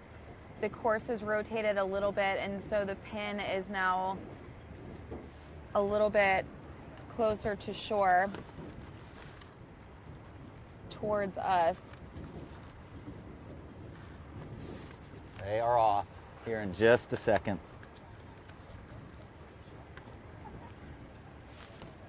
Here we go, and they are off for race number 11B of the 2019 College Sailing Sperry Women's National Championship. Wow, Charleston barreling off the line down there in 10. Boat 3 to windward of them, George Washington. That's outstanding. Looks like a pretty clean start. No current relief anywhere. George Washington is currently leading B division, so it's no surprise that they're clean off the line and in a really great position headed upwind. They are the team to beat in B Fleet. Well, I'm very lucky to say that I was her coach since she was about an 8-year-old Sabbath squatter at Coronado Yacht Club. And she is 130 pounds soaking wet, and she's always been the best in our program in Breeze. Extremely physical therapy major. Itana is just, and she ran our Scallywag program last summer at Coronado Yacht Club, the last 2 summers, which is our 6- and 7-year-old hardwiring class. Look at those boats head upwind. Again, the Breeze has not backed off any. The Chop hasn't backed off either. The sails are a little bit smaller, just to repeat. We put the FJ sails, which are a smaller cut, onto these Z420s, so these teams will have a little bit more control. They'll be able to trim a little bit harder, sail a little bit flatter overall, but they are still full on hiking. Trying to keep those boats going fast. Yale in 13 is a charging. They're in the top again. Very good. Let's see if we can find 5. Harvard, how'd they do off the line? Hard to tell. They look back just a little bit from Yale there. We have most of the fleet headed out to the course left-hand side, as you guys can see. That is out towards Rose Island for you locals and out towards the center of Narragansett Bay. Very few teams, just 3, headed out to the right-hand side, hugging the shore of Goat Island and Newport. Yeah, I'm wondering about that. I mean, I'd need a local here, but I just think the further out to the right you get, you're actually still in the flooding tide and stronger flooding tide. Drag race conditions here. And then you can see that the booms are yanked hard down, bang on, there we go, some overbend mains rankles. blowing out in that pressure. It is just beautiful, the Newport Bridge. They're absolutely cruising upwind right now. They're headed to weather mark number 1. They'll be sailing a course number 4, which is 4 total laps, but 4 total legs, 2 laps around. So this is the first of 4 chances for these boats to get around the course and try to bump their way up the standings.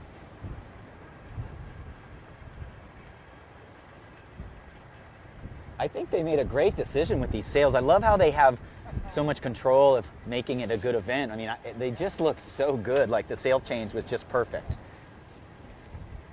I think that that's just another testament to the organizing authority and the regatta managers, everyone who has put probably some literal blood, sweat, and tears into making this come together.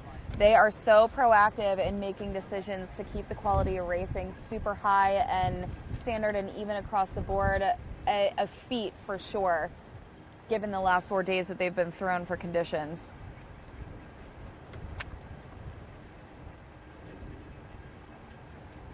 And in case you guys were doubting us, these cameras shaking in the wind, that's just another testament to how breezy it actually is all the way out there. That is all wind driven. Yeah, we had Penn and Georgetown banging it out right. Those boats you saw going out there, we'll see how they come out. John, look at those waves. We have entire hulls disappearing out of frame as they drop down beneath the wave, and they are approaching the windward mark for race number 11B. And these teams are all still pretty close together. After this first leg in the A fleet, we saw quite a bit of gap after leg number 1. It doesn't seem to be the case here. Looks like BC in 6 is leading at this point.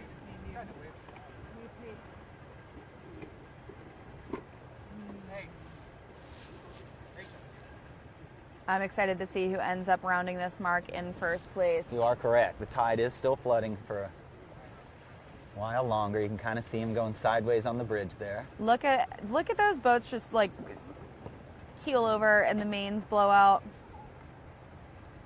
Yeah, you know, what I'm impressed with, and everybody should recognize, is there are women out today that have sailed 3 days and today, and then they will crew or skipper in the team racing, then they will crew or skipper in the co-ed, so there's a potential to sail every day, all 3.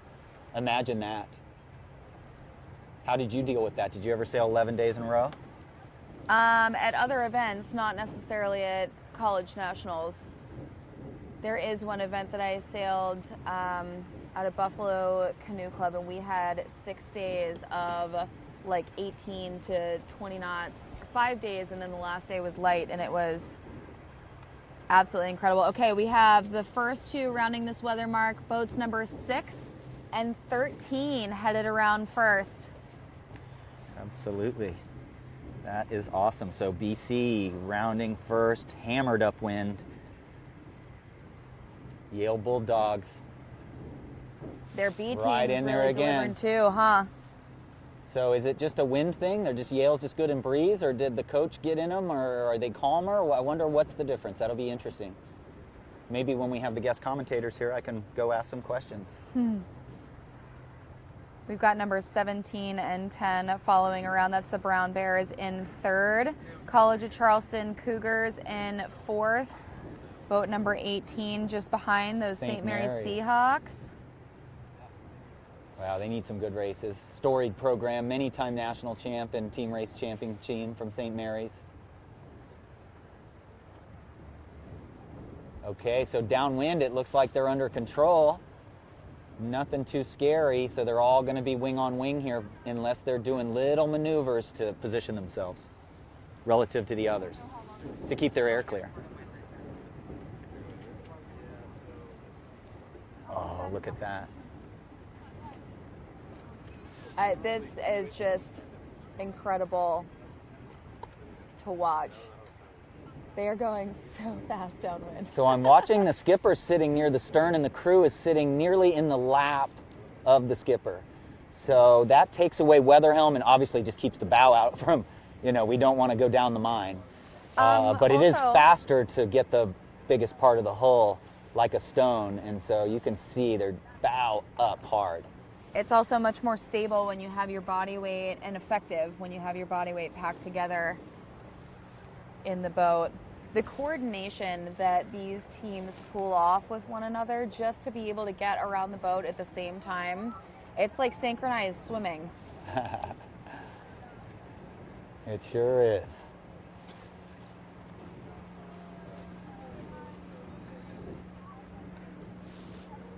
John, we've got our first boat over, mast in the water. That was our 2nd place boat. So first boat down of this B fleet rotation. Yeah, it looks like everybody's up right now. No, there's one. You see one? Right, just popped back up. Yeah. Boat number 4. And first boat around the gate there.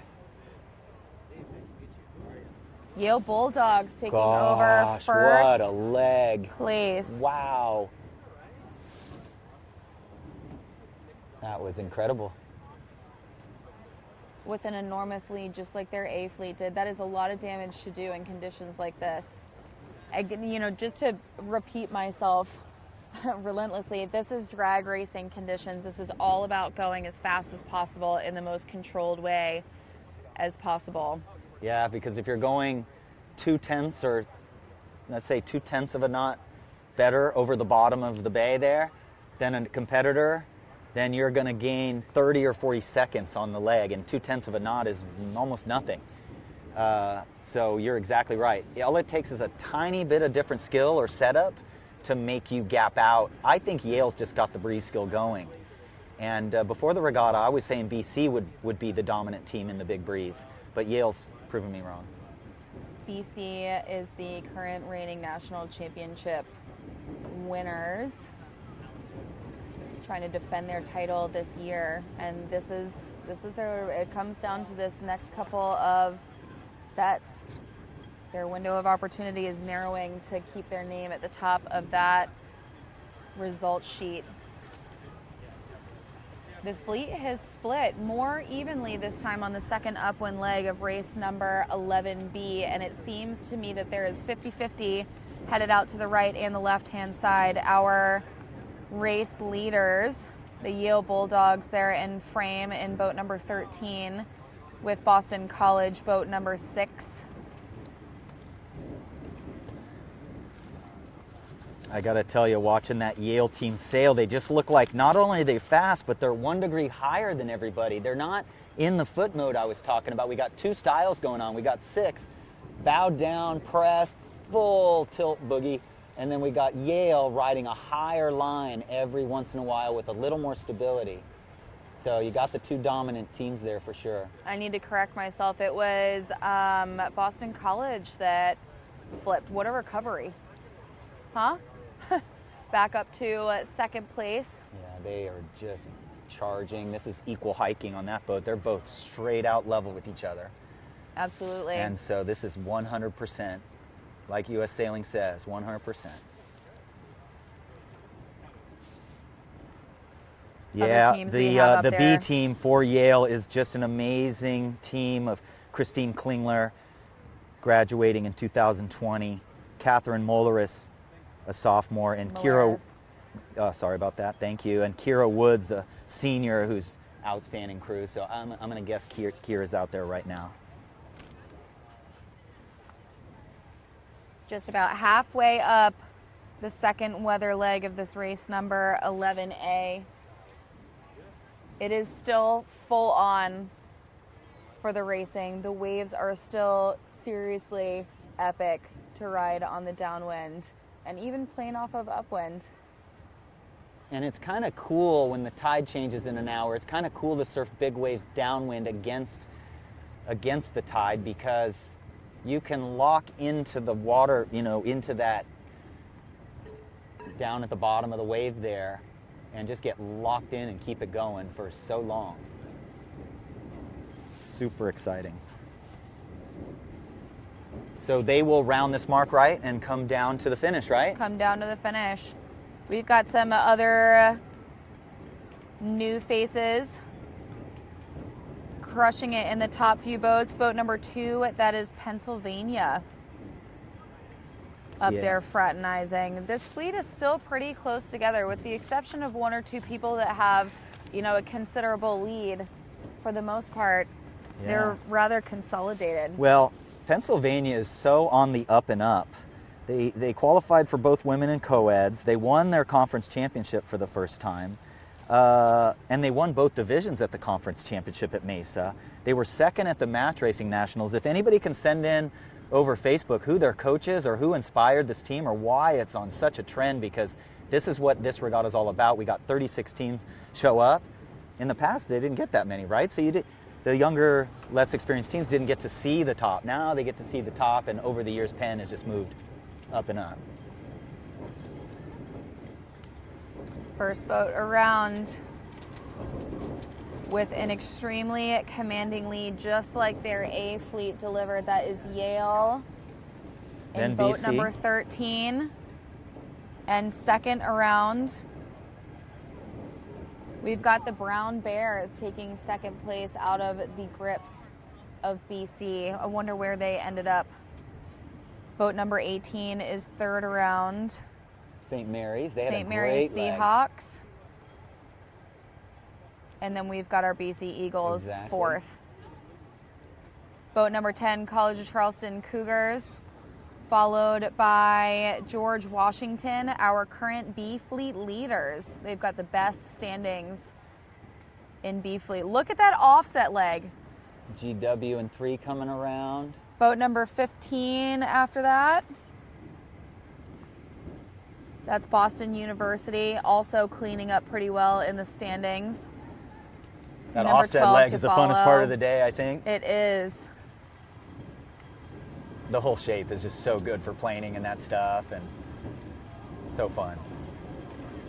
Yeah, big puff blowing through us right now. Yes. So these boats, as these teams, they're scooting from one mark to the other, the weather mark to the offset. They try to round in as much control as they can. So what we've seen is everybody has done a bear away, and then once they're under control downwind, they have then either jibed or gone into their downwind setting. So keeping it really simple, like I heard this morning, almost all of the coaches say, keep it simple, keep it controlled. And as we see the final boat rounding the weather leg down at the finish, we've got Yale Bulldogs with the win in race number 11B. Followed by Brown. the Brown Bears. Yeah, Hannah Stedman. And Wow. then we've got a close third and fourth. This might be a picture finish after we get through to Brown. This should be BC and Charleston. If you guys can see it on your screen, this puff blowing through right now is blowing water off the top of these white caps into a spray, and there is a light mist all across the surface of the water. Windiest part of the day.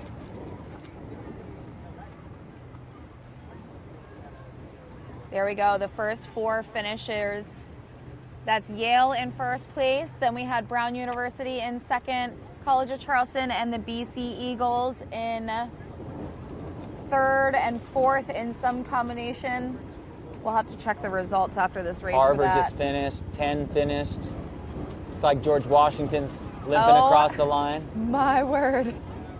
This is the biggest puff we've had in a while.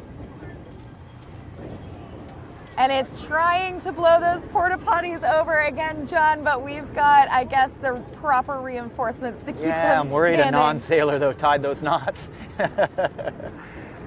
There's this couple of people seated behind them. They must not have been here early enough to know. Again, this camera is shaking, you all. This is not because someone had too much caffeine and decided to operate a tripod. That is just how windy it is out here. This puff is unreal. Arguably the biggest one we've seen yet today, and this B fleet is not capsized in it at all. We haven't seen a single boat turnover for that. And we, you know, your ice bath thing is going to come into play. Who's going to sail tomorrow from this fleet? They're going to need an ice bath tonight, for sure. And just hop in the basin in their dry suit.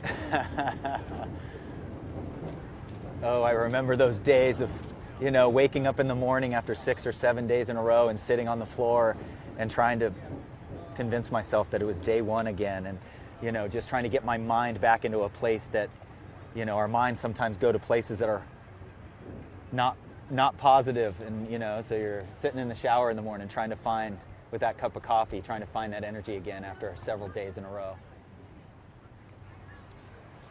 All right, so while we wait for our second race for B Fleet, again, they sail in sets. So B Fleet just completed race number 11. They will need to go into race number 12 next to even out, and before they rotate A back into those boats. I'm gonna go over the results really quick. We do have one boat upside down in that big puff.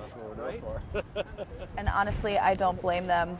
So after race number 11B, Harvard Crimson still in first place. However, the Brown Bears have taken a huge bite out of that score differential. Originally, it was about 14 points between the two, and Brown is in second, but with only 7 points between the two now.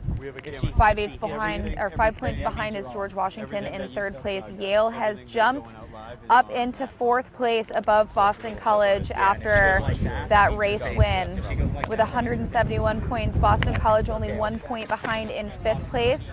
Boston University remaining in sixth place. Charleston in seventh. And the rest of the standings are holding pretty similar. We are expecting, with how tough these conditions are to sail in, to see some pretty major lead changes. And now we have what ends up being 6 races left in A fleet and 7 races left in B fleet. And that is the remaining opportunity for some of these teams to be able to change their lead and sort of redesign their fate and hopefully make it into a podium position for this championship. I scoot shooting for the first time in a bunch of years this year. Oh, she's giving me some black. Okay, and you put that in your pocket, they're good, and your black. Got it. It gets really white. As the teams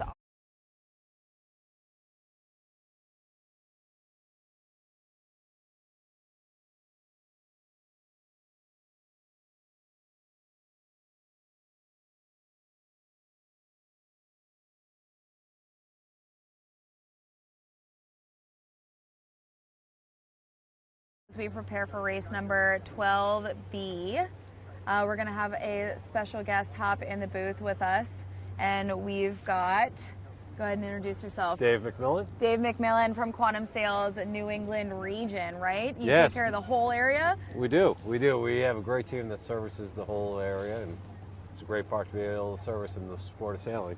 Awesome. Well, thank you for being here Oh, today. absolutely. So I'm glad that we could prepare some glamour conditions for you. When we spoke over the phone last night, I told him it's a little bit cold. I was thoroughly underdressed, and I managed to make the sun come out. That was all me, just so you know. Oh, It's wonderful. all me for you. Wonderful. Well, I'm glad. I underdress as usual when I go sailing, so. Oh, there you go. So you're one of those. So we've got you on camera here. This is going to be race number 12B. To catch up to the scores the A fleet has already put up, and then once they finish this, they will come back into shore. We're only sailing one fleet at a time at the moment, Okay. just for a little bit more control, make sure everything stays safe, and also to make sure they can control the quality of racing. Obviously, that is the most important piece to all of this, is taking the conditions we're thrown and making sure they're still fun to sail in. Well, they've got to be having fun. I mean, I give these folks all the credit. I mean, I would probably balk at going sailing today. Yeah, exactly. I said earlier that I would go sailing and suffer through the racing part just to be able to come screaming in downwind. It's a broad reach from the race course, just about to get into the Newport Harbor. We saw them just absolutely crushing it on the way in. But when it came to sailing dinghies in my youth, this was probably the only kind of day when I was actually asked to go sailing on them. So, So you were a laser sailor is what you're telling me. I was a heavy air sailor. Gotcha. I was a heavier crew also, so I can relate. Right. I can relate. So we've got you here for the whole race. It looks like we have our B fleet lining up on the starting line.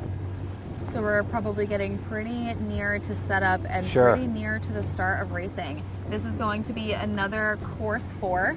So 2 laps, twice around the buoys. Well, they're certainly handling the conditions well. I'm glad the cruise ship didn't cause too much trouble for them coming in. I think there's enough breeze that cruise ship didn't even put a dent in what they're dealing with. It did. We were actually set up just on the city side of the channel for yachts, ships, boats, other type of marine craft to get in and out of Newport. So we have some unexpected bystanders holiday weekend. Yeah. Did you know that they sold tickets for the cruise ship just to come watch the College Sailing Nationals? I hope they charge a premium. This is well worth it. Oh, of course. So here we go. They're lined up, and I have a feeling we're getting pretty close to go at this point. Most of the boats stacked up at the boat end of the starting line. Yep. Yeah, they like the boat for sure. A few are starting to sprinkle it by the pin.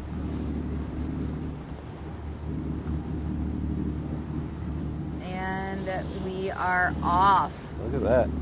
Race number 12B. We've got College of Charleston at one end of the line, and I'm seeing some of our other leaders in the standings that started in the middle and then off towards the pin end of the line. So although the right side of the course seemed to be a little bit favored on that last race at points, it seems like we've picked the left yet again.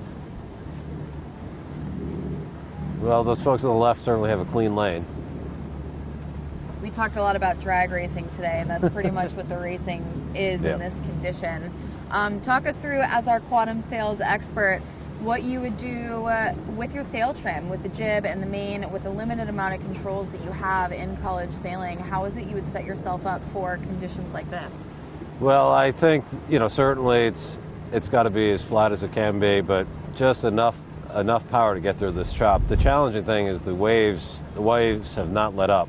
So, the driver needs just a little bit of that sheet, probably ease to power through some of these waves.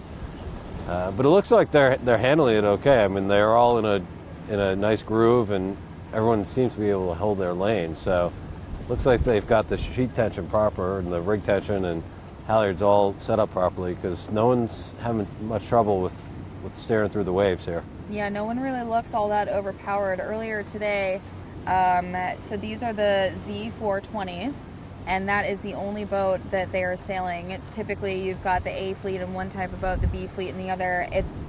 They decided just to have the Z420s out. Okay. And what they ended up doing, the A fleet went out as just a teaser to see, if the girls could handle it. And of course, the girls delivered absolutely a spectacular display of racing and skill. And when they came back in, to give them a little bit more control, they then put the FJ sails onto these Z420s. So they've got the FJ sails on a little bit smaller in sail area, and I think that that's contributed a lot to their ability to be a little bit more stable around the course. Yeah, the boats seem balanced. I mean, given all they're facing right now, the boats are certainly balanced. No one really seems too overpowered. The main sheets are eased just enough to give them enough to get through those waves. Yeah, the waves are huge, and they're definitely they're hard to handle for a number of reasons. Sure. Making sure you have enough power to get over the waves, but not too much power that you can't handle whatever puff comes your way. Right, you don't want to stall, and it looks like they're doing a good job of not stalling through some of this bigger chop and bigger breeze. So, they've got enough power, but they're keeping the boats flat so that they're in control, and the boats are certainly balanced. So drivers and trimmers are doing a great job. I'm sure the crews are tired. Oh yeah. I'm sure they're tired. I mean, and the drivers, but the crews I know are hiking as hard as they can. Absolutely. We're going to have a lot of swollen biceps when we get in on the skippers, I think. Well, hopefully everyone's keeping them well fed. I noticed quite a bit of well-stocked lunches here, so yes, they've earned it for sure. That is one thing that I definitely miss was the snack situation in college sailing. Being a heavier crew, I traveled a lot and I didn't sail very often. So I definitely indulged in probably too many goldfish snacks if I had to guess. Well, I played football in college and we had a similar thing. Here we go around the weather mark now. This is the first mark rounding in race number 12B. Yale won that last race with a very impressive lead. Curious to see if they end up at the top of the course again. They are in boat number 13, so I do expect them to to round in the top 3. They are on their approach, and look, they're being blown over. That's exactly what we were talking about. When the breeze picks up and it becomes overwhelming, you spill the main out, it luffs, and they are still fully hiking with the main all the way out. Yeah, just main now is just doing enough to get them moving towards that mark. It's better. Yeah. Just enough power in it to get them over the top here.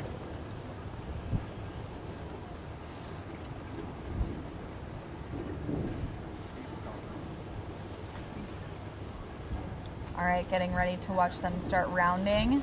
We've got Yale up there, still in boat number 13. They have not changed numbers. And then in boat number 7, that is the MIT Engineers. They had a bit of a mid-fleet finish on the last one, so spending some time up in the top will be great for their score line. Oh, absolutely. Boat number 2 is the Pennsylvania Quakers up on the top left-hand side of the screen. And we've got all these boats coming in from the right. So it would appear these sailors are not only tough, they're also well educated, huh? Yes, they are a little bit. We have Brown University rounding in first, and Dartmouth, the big green, in second. Yale sneaking out into third. Look at how quick they're going on this offset. That is nuts. Slow and controlled, hopefully, rounding around that offset mark, and then moving into their wing-on-wing position once they have a grip on downwind sailing. Going wing on wing here. Yeah, boat number 18 right there is the St. Mary Seahawks. Popped a bit of a wheelie just then.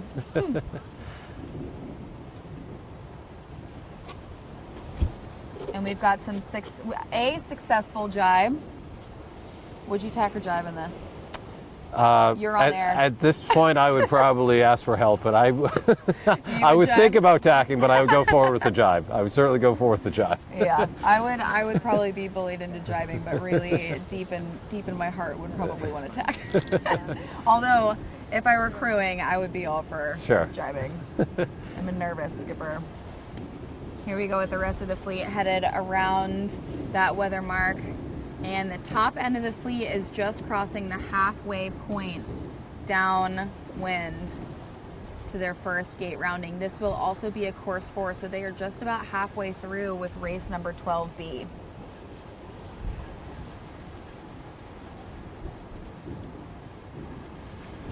Big pump in the main and jib. It certainly developed a nice lead here, extended on that first rounding. That's Dartmouth Big Green that has taken over the lead of the race.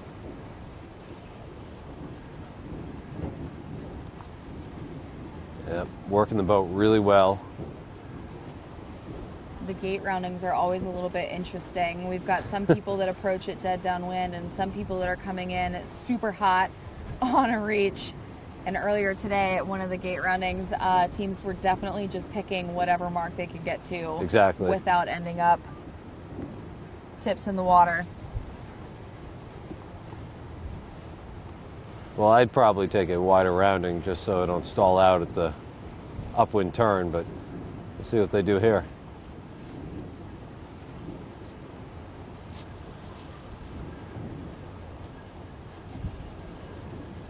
First around we have the Dartmouth Big Green. Really nice round in there. Very smooth and controlled. Boat number 17 up next, followed by 13 and 18. 17 is the Brown University Bears. Number 13 is those Yale Bulldogs. And boat number 3 is the George Washington Colonials, who are leading the B division at this point.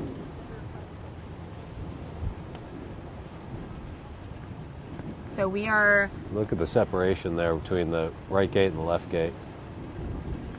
Yep, we're seeing the fleet go pretty much 50-50 to either side again, but it looks like our leaders have opted for that left-hand side. Most of the teams that are leading in this race also started in the middle of the line and off to the pin. So as we make our way up to the second weather mark rounding, we are also making our way closer and closer and closer to the conclusion of the 2019 College Sailing Sperry Women's National Championship. 18 total races are scheduled for both A and B fleet. After this, we will have done 12 with just a few left. And then tonight we will be not only crowning a new champion, but there's some other really significant awards. We award the top A fleet and we also award the top team in B fleet. But Quantum offers a Women's Sailor of the Year award. Can you tell us a little bit about the qualifications for that? Well, I think it's certainly, first and foremost, somebody that demonstrates excellence out there and has shown a commitment to excellence, and it's verified by the performance on the water. And, you know, I think it stands for everybody out here that they love the sport of sailing, they care about the sport. I mean, from everything I can gather here, they're doing it the right way, and the award also recognizes those that have a high level of sportsmanship, and they're committed to furthering the sport, certainly, and making sure that, you know, we continue not just to perform well in the water now, but somebody that, you know, demonstrates a commitment to the sport going forward. And I think everything we're seeing today, I mean, I feel like how are you going to pick after this? I feel like everyone, I was just going to say, I feel like everyone here could probably be nominated given the fortitude they're showing and how they're handling the conditions. I mean, it's quite remarkable how these teams are stacking up, and, you know, at this point it's still anybody's race because a lot can happen between now and that second windward mark rounding. But again, it's, you know, we're happy to be a part of this. It's great to see so many people come down to Sail Newport, come to Fort Adams and support the regatta. It's an incredible venue for witnessing some of the highest level of sailing you're going to see in this area. And definitely. The showing today is just another indication of why Newport is a great place to have events like this, and we're proud to support it in any way we can. And, you know, we're happy to recognize the winner to be announced. Yes. Not yet, but to be announced. And to be announced. Stay tuned to see which one of these. Oh man, it's more than just 4 people that have sailed per team. They've rotated different crews and skippers in throughout for a lot of these teams. So the trophy is going to be tough to award, I think. It is. And again, the degrees of separation are so minimal here. And another huge puff. Yep. And you know what? I can hear it because it blows against our middle trailer first, and then we actually watch it hit the boats out on the water. And here we go into the weather marks on race number 12B, and then onto the last leg of this race here.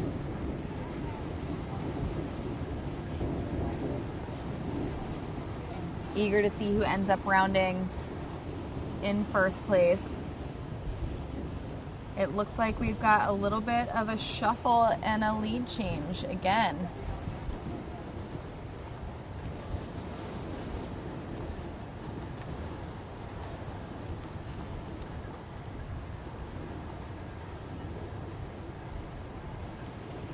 I'm seated on like the edge of my chair trying to figure out who's going to end up rounding in first place. It looks like St. Mary's Seahawks may have snuck into the picture for that first place rounding after this leg. Yeah, the second part of this upwind leg, a lot of changes are occurring, and it's shuffling things up for sure. That's kind of what I thought may happen. And look at those mains spilling out too. It is far windier at the top end of that course than it is down here. And they are really in for a heck of a reach leg. Here we go. First boat's out of the right. We've got boat number 12. Seems like they're going to cross in front of St. Mary's. Boat number 12 is Dartmouth. Look at them playing. You can almost see the centerboard. Dartmouth Big Green rounding in first place, maintaining their lead in this race. Number 17 just behind. And that is the Brown Bears maintaining their second place. 13 is the Yale Bulldogs in third.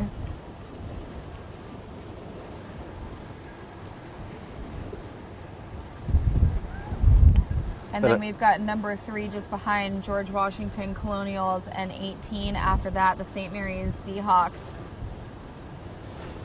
this is going to be a memorable experience. I mean, just think about this. Wait for the people that this may be their last regatta. What a way to go out. Certainly with this week and next week with these conditions. Being a senior, and then if this was my last event as a senior and I didn't sail in team racing co-ed, I can't pick a better day to go out on for my college sailing career. Mother Nature's giving them all they can handle, and they're showing up for sure. Oh yeah.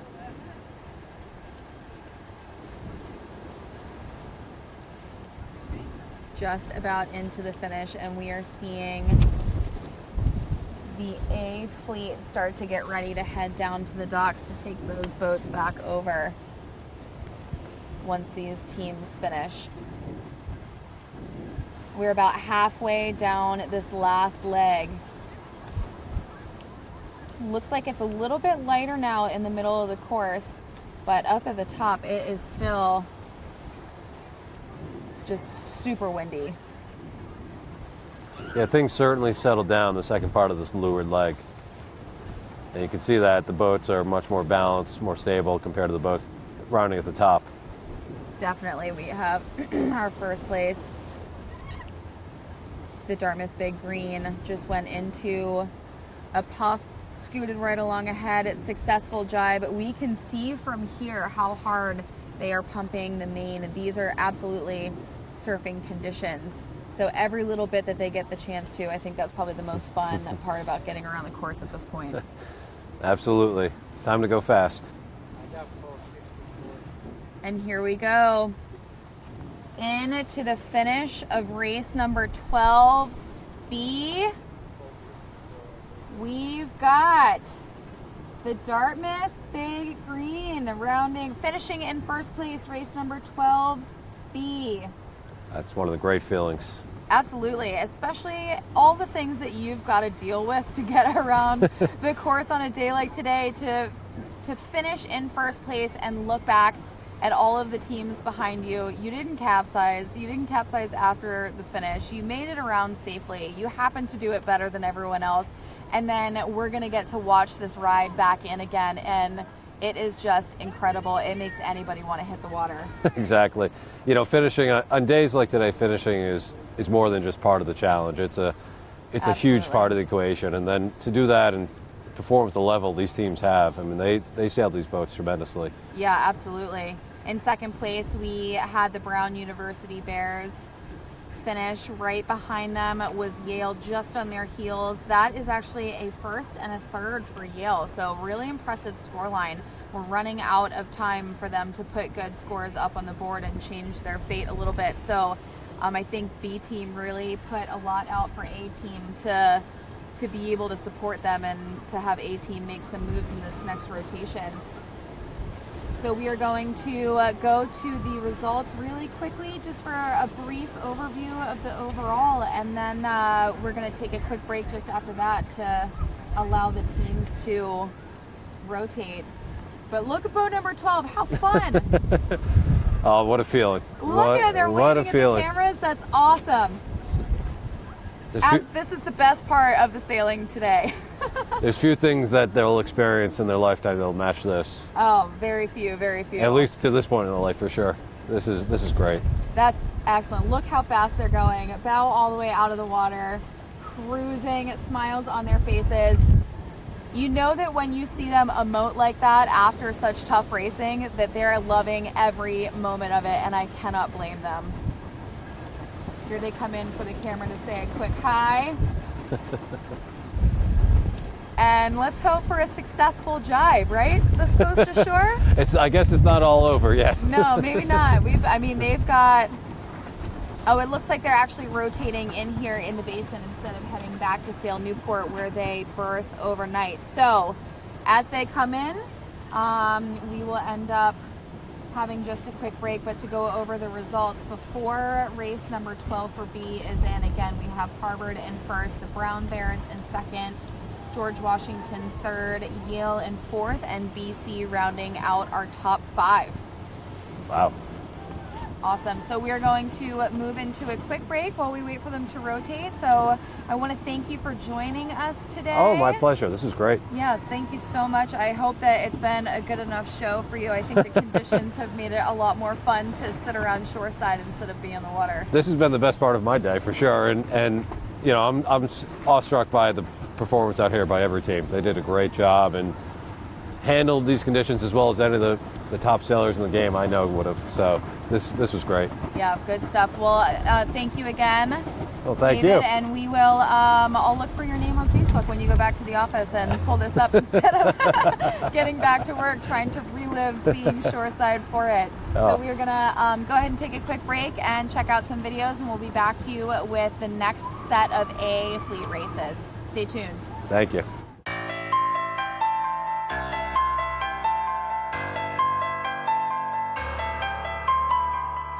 We're not in it for the scenic locales, sunset toasts, and sea-sprayed hors d'oeuvres. No, we're here to be challenged. Because out on the water, the challenge is the reward. We don't take shortcuts. We don't cut corners.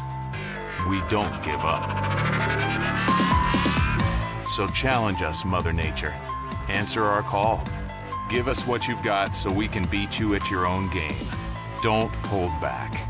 We'll always find a way to go further or faster and sail a bit better than we did yesterday. We are sailors, and every time we hit the open water, it challenges us all over again. Another skill to master, another obstacle to overcome. Because the moment it gets easy, the moment there is no challenge, is the moment we stop being sailors. We are Quantum.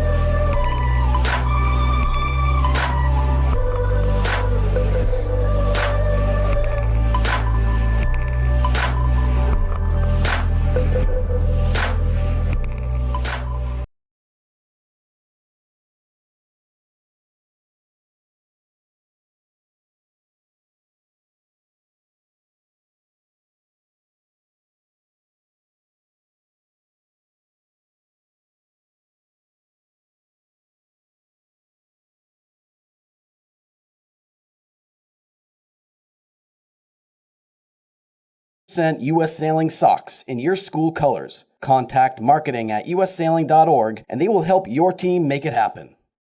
Coming to an area near you in 2019, the USA Junior Olympic Sailing Festival is a nationwide series of sailing regattas for youth ages 8 to 18. 30 events are planned for 2019 throughout the United States, and over 5,000 sailors are expected to compete. Learn more and find a USA Junior Olympic Sailing Festival in your area at jo.ussailing.org. The app is back. If you haven't already, go to the App Store on your phone and download the free US Sailing Events app and follow the ICSA National Championships from your phone. Be sure to allow push notifications so you can get up-to-date info from the regatta organizers. Is your team 100%? If your team achieves 100% US Sailing membership, get ready to rock. Hi, my name is Lucy Wilmot. I'm from the Bay Area in California. I'm Nate Hausberg, and I'm from Jamestown, Rhode Island. And we're sailing the FX class. Currently, I'm a junior at school. I also do college sailing in fall and spring, so it is a double season sport. I'm just finishing up my senior year at Brown. Every week we have off, whether it's Thanksgiving break, spring break, we're down in Miami training, and we're maximizing the hours we can get on the water. Lucy and I started sailing together despite being mixed in what's typically a female class, partially because it worked really well for our weight and our size and us being young.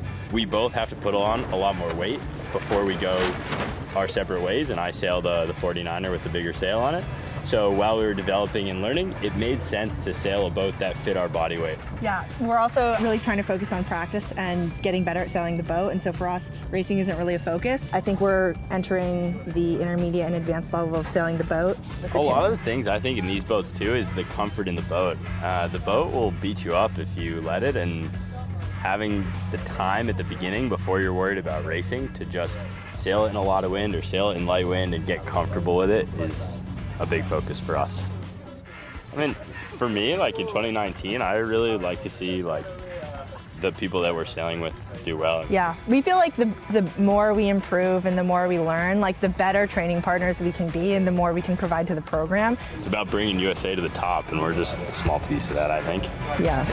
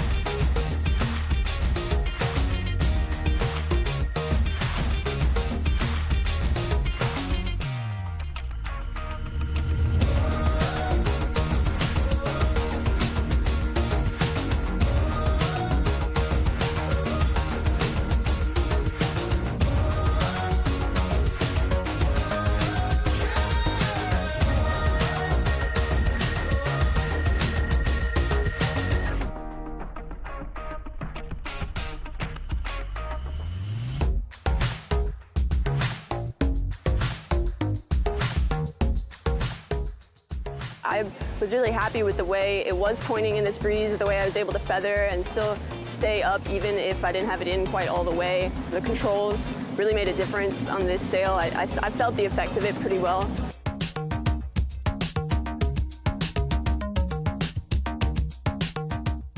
I felt like it had a little bit more power, but also a little bit more maneuverability. You know, you could get into that low mode that you might be a little bit more overpowered in the laser rig, so it was different for sure.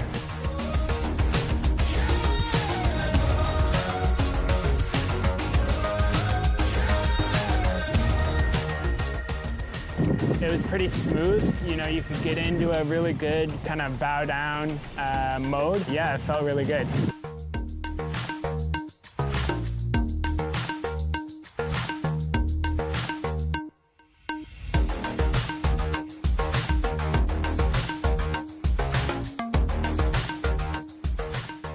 I think that the boat reacts very well in the gust. When you hit the wave, maybe the boat starts faster, I think, than with the other rig.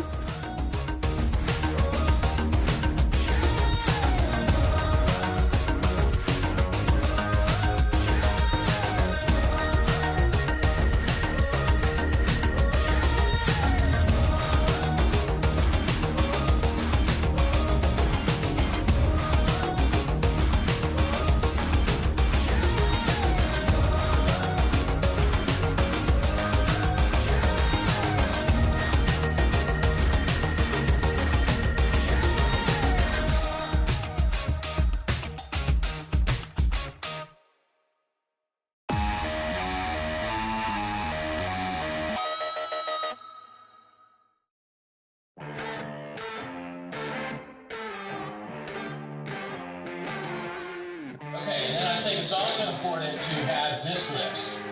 Think back to the race where you had the good start, you flushed the guys behind, you were ripping fast, or you were really in sync with the shifts. It was easy, and you crushed it.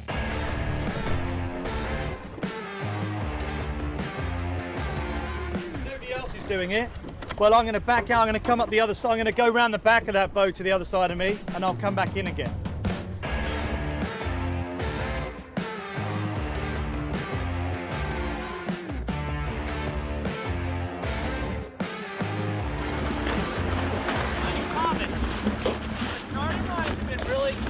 Bias, do you think that's something that's up with the instruments? Like between instruments and handheld or something? You have to sort of be ready and be adaptable for almost any wind condition. We're in a really big right phase right now. Okay, Wind's at 340. The wind average has been around 320, so I set it for that. Copy that.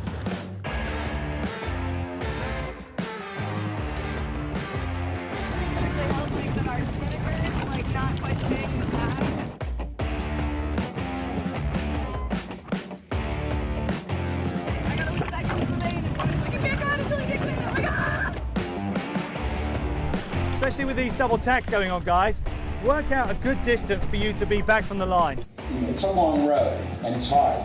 So how do you get motivated to do it? Now, maybe at the beat of the bang in that one there, you were a meter behind the line or something. Something at some point formed in our brain that caused us to pour our life into this thing. Go and sell your own course without risking anything. So I think it's a good start.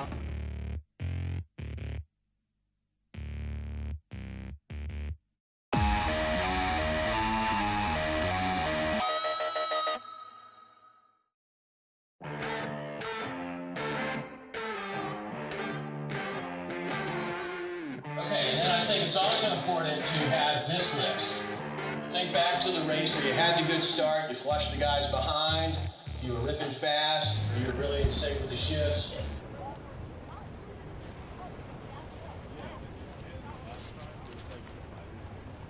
Okay, welcome back to the 2019 College Sailing Sperry Women's National Championship. We are here on the final day of racing. We only have, if my math is correct, 6 races left for both A and B fleet. A fleet has just hit the water for races 13 and 14, and they're just about underway. Heard some warning signals. They're getting ready to approach the line with one boat that just capsized, and that is not the best way to start off this race, but it's a testament to how tough these conditions are and that they have yet to have changed. So I'm joined here by John. You're back on camera with us. Welcome back, John Yeah, Rogers. I got to run off and talk to some coaches and sailors. And eat snacks, I'm sure. All the good snacks. Drink my Red Bull. Just like when I sailed, I had to force myself to eat because I get so fired up and excited. Like I am right now, I can feel what they're feeling. Exactly. I'm with you. So we are back for races 13 and 14A fleet. Again, they are only sailing in the Z420s this afternoon. They have put the FJ sails onto the Z420s to give the sailors a little bit more control, especially in these breezy conditions. And we are actually now underway fully for race number 13. Yeah, the wind has not changed. The wind has not marched to the right at all. We expected it to get closer to 360 here as we go along. But the biggest change is with the current. You're going to see the waves have increased in size 4, 5, 6 inches. And the color change in the water on the inside here by Sail Newport will indicates to us that the tide is actually switching inside here. Look at boat number 2 ripping along there. Boat number 2 currently leading. Excellent start at the pin. It was an individual recall, so we did see a few boats go back and have to restart. And that poor team, I want to say it's boat number 4, that started the race upside down, is back right side up and off to the races. Well, this is an amazing team you're watching right there. Riley Legault is a senior, and she wants it. I know that. Alexandra Fayer, also a senior, incredibly strong team. At George Washington, and they are in the battle for first for the women's nationals. Yes, they sure are. And they are actually, I believe George Washington is leading B fleet in points. So all around, that team is performing really well.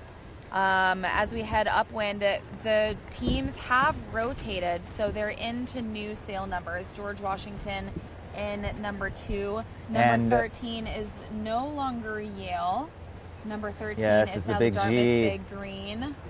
Boat And number Brown. 16 up there up front 16 is Brown Brown. University. The same names. I keep saying the same boats a lot. I got to try to mix in some of the other teams because we have them in the screen a lot. And that was to be expected. These are pretty, Dartmouth being younger, Brown being more experienced, but both, their practices are so good. The co-ed team at Dartmouth is, gosh, I think they were 3rd in everything all year long. They were the most consistent team. So if you get to practice with the whole team together a lot, it just raises everybody. Exactly.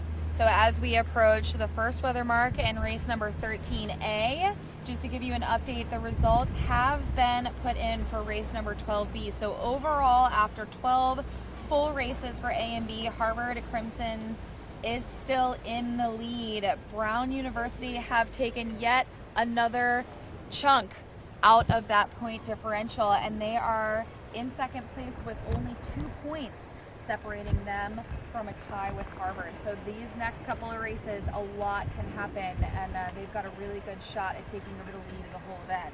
George Washington in 3rd place with 164 points. Yale in 4th place, 175 points.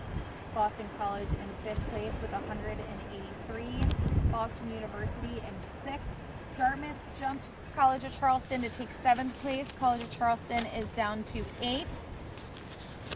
And so on and so on. And now we are... Well, I think that's going to change because I think I see the long flowing blonde hair of Ali Topa leading the race. I'm not 100% sure as they're sailing away from us there, but College of Charleston might be getting a great rounding here. We're getting close.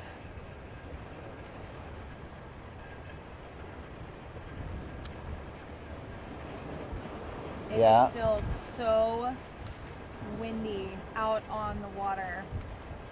It is just a port tack, hammer down condition right here. The mains are actually going out, outside the corner a lot. So that's when you know it's windy, when you've got skilled sailors dumping the main out off the corner more than 6 inches. You know it is absolutely blowing. This is going to be a great run down. I can't wait to watch. All right, getting close. That weather mark is the rightmost mark on your screen, and it looks like we've got boat number 16 rounding in 1st place. Brown Bears. Those are the brown bears. We know that they really, really perform well in this breeze, so that's no surprise. Boat number 13 and 12 to follow, 14 and 15 just after them. Yeah, 12 is Yale again. They started out with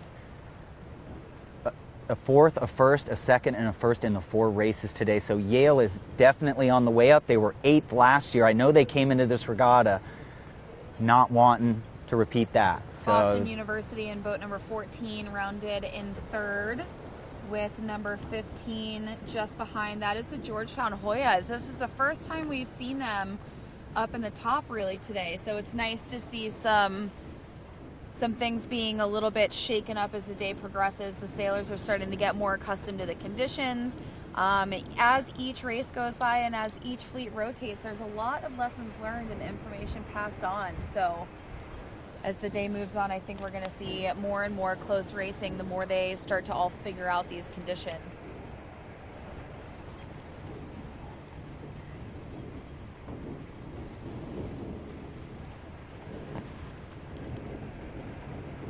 We've got the rest of the fleet rounding those weather marks, and now we are following the leaders. They're just approaching the halfway mark on leg number 2 of race 13A.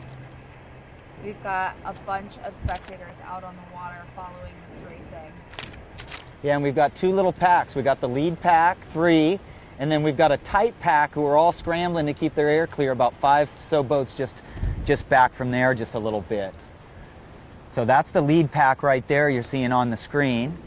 I want to quick shout out to Waterlust, who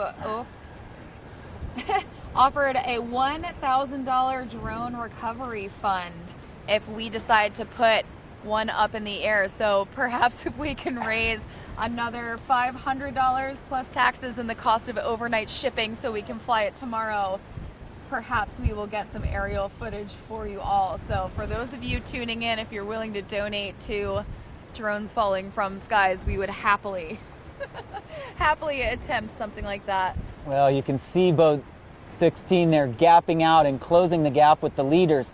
The leaders are all just jockeying and sailing very conservatively. They're happy, they're not pushing too hard. The pack behind's pushing pretty hard. They are absolutely cooking right now into these gate marks. No one wants to give up speed, but everybody wants to have a nice controlled rounding, and it looks like we are going to see them pull that off after all. Number 16, the Brown Bears, rounding in first with 13 just behind. Boat numbers 12 and 14 and 7. 14 is the Boston University. So most people going to the left gate, but I think they're pretty square. I think the two, the goal for the race committee here, again, they're just doing an incredible job. The goal is to put the line between the 2 gate buoys perpendicular to the wind, and then they'll mess with that a little bit if they want to guide the fleet one way or the other, if one side's dominant or not. I don't think we have a dominant side here. I do know the chop is really big on the inside here, where the current's starting to slow down or even starting to change. Yeah, the other thing too is as those waves start rolling into the Newport Harbor, they're surrounded by land, and so a fair amount of that chop actually comes from the water hitting the shore and then coming back out. So we have waves that are rolling in, waves that are rubbing up against the sides of shore and really stirring things up as you get farther and farther to the right-hand side of this race course. We've got boat number 16 on screen. Look at that, full hike. Main is still out.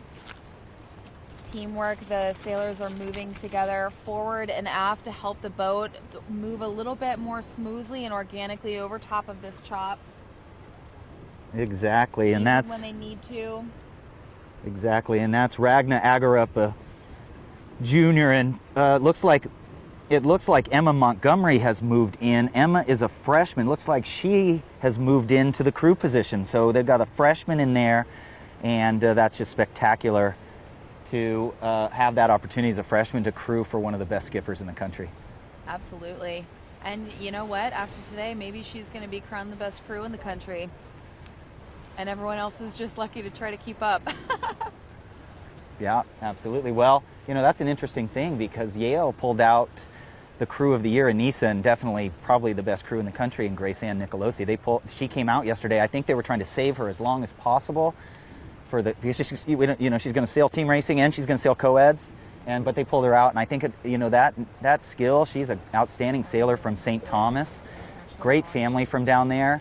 And I remember one time when I was in St. Thomas, I saw her when she was a young kid. I was cruising along, and one of my students on a J24 said to her, "Leeward boat," and she looked up and she was on starboard, and she said, "Starboard," and then just kind of smiled and sailed on, and she was about 11 years old. It was a funny story. My student was totally wrong, and this little 11-year-old cruising in an Opti in about 15 knots of breeze. So Grace Ann sailing for Yale is the cream of the crop for crew. That's awesome. So I just have a quick note from Dana here in the comments.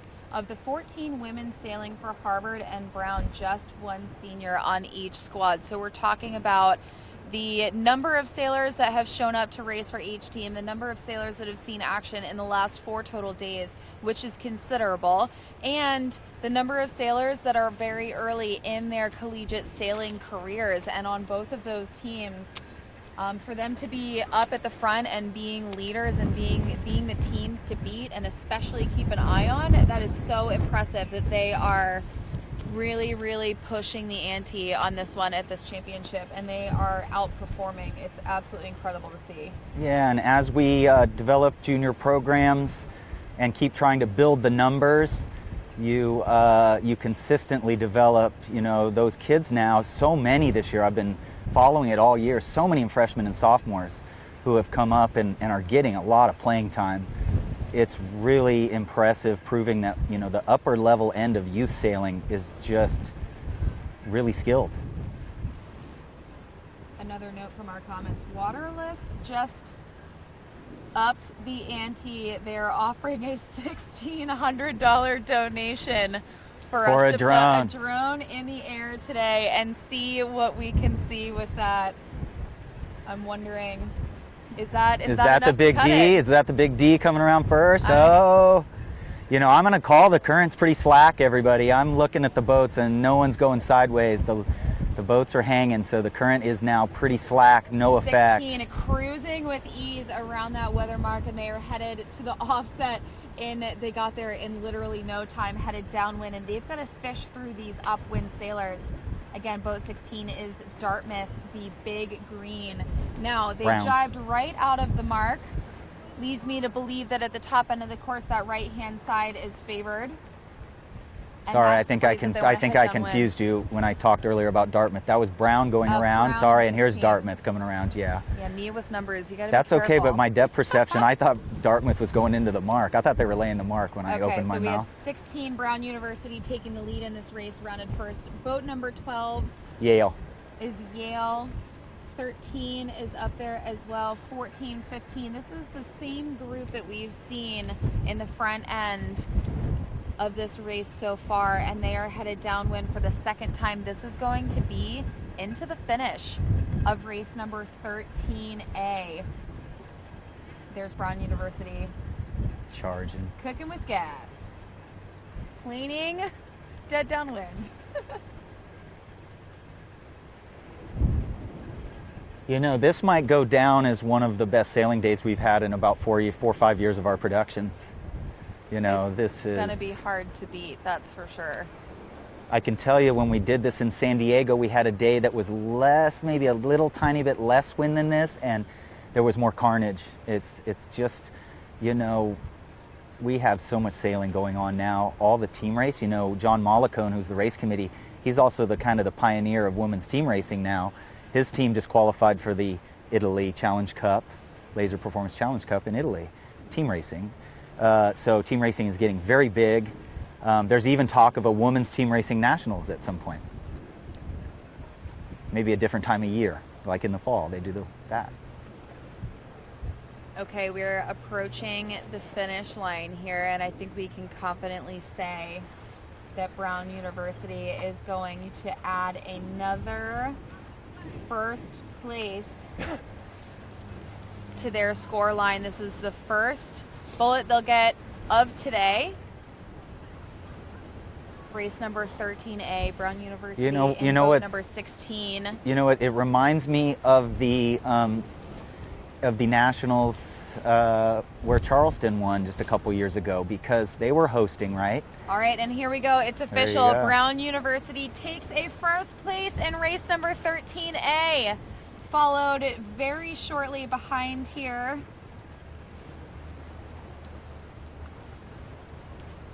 by what looks like boat number 12. And that is our Yale Bulldogs. What a day. What a day for them is right. A and B fleet for them has been really keeping it to the top couple of places. And we've got third place across the finish line. Oh. And a puff coming down with the rest of the fleet. And these teams are absolutely smoking downwind right now.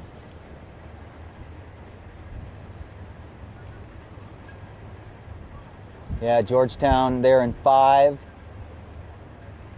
7, 18.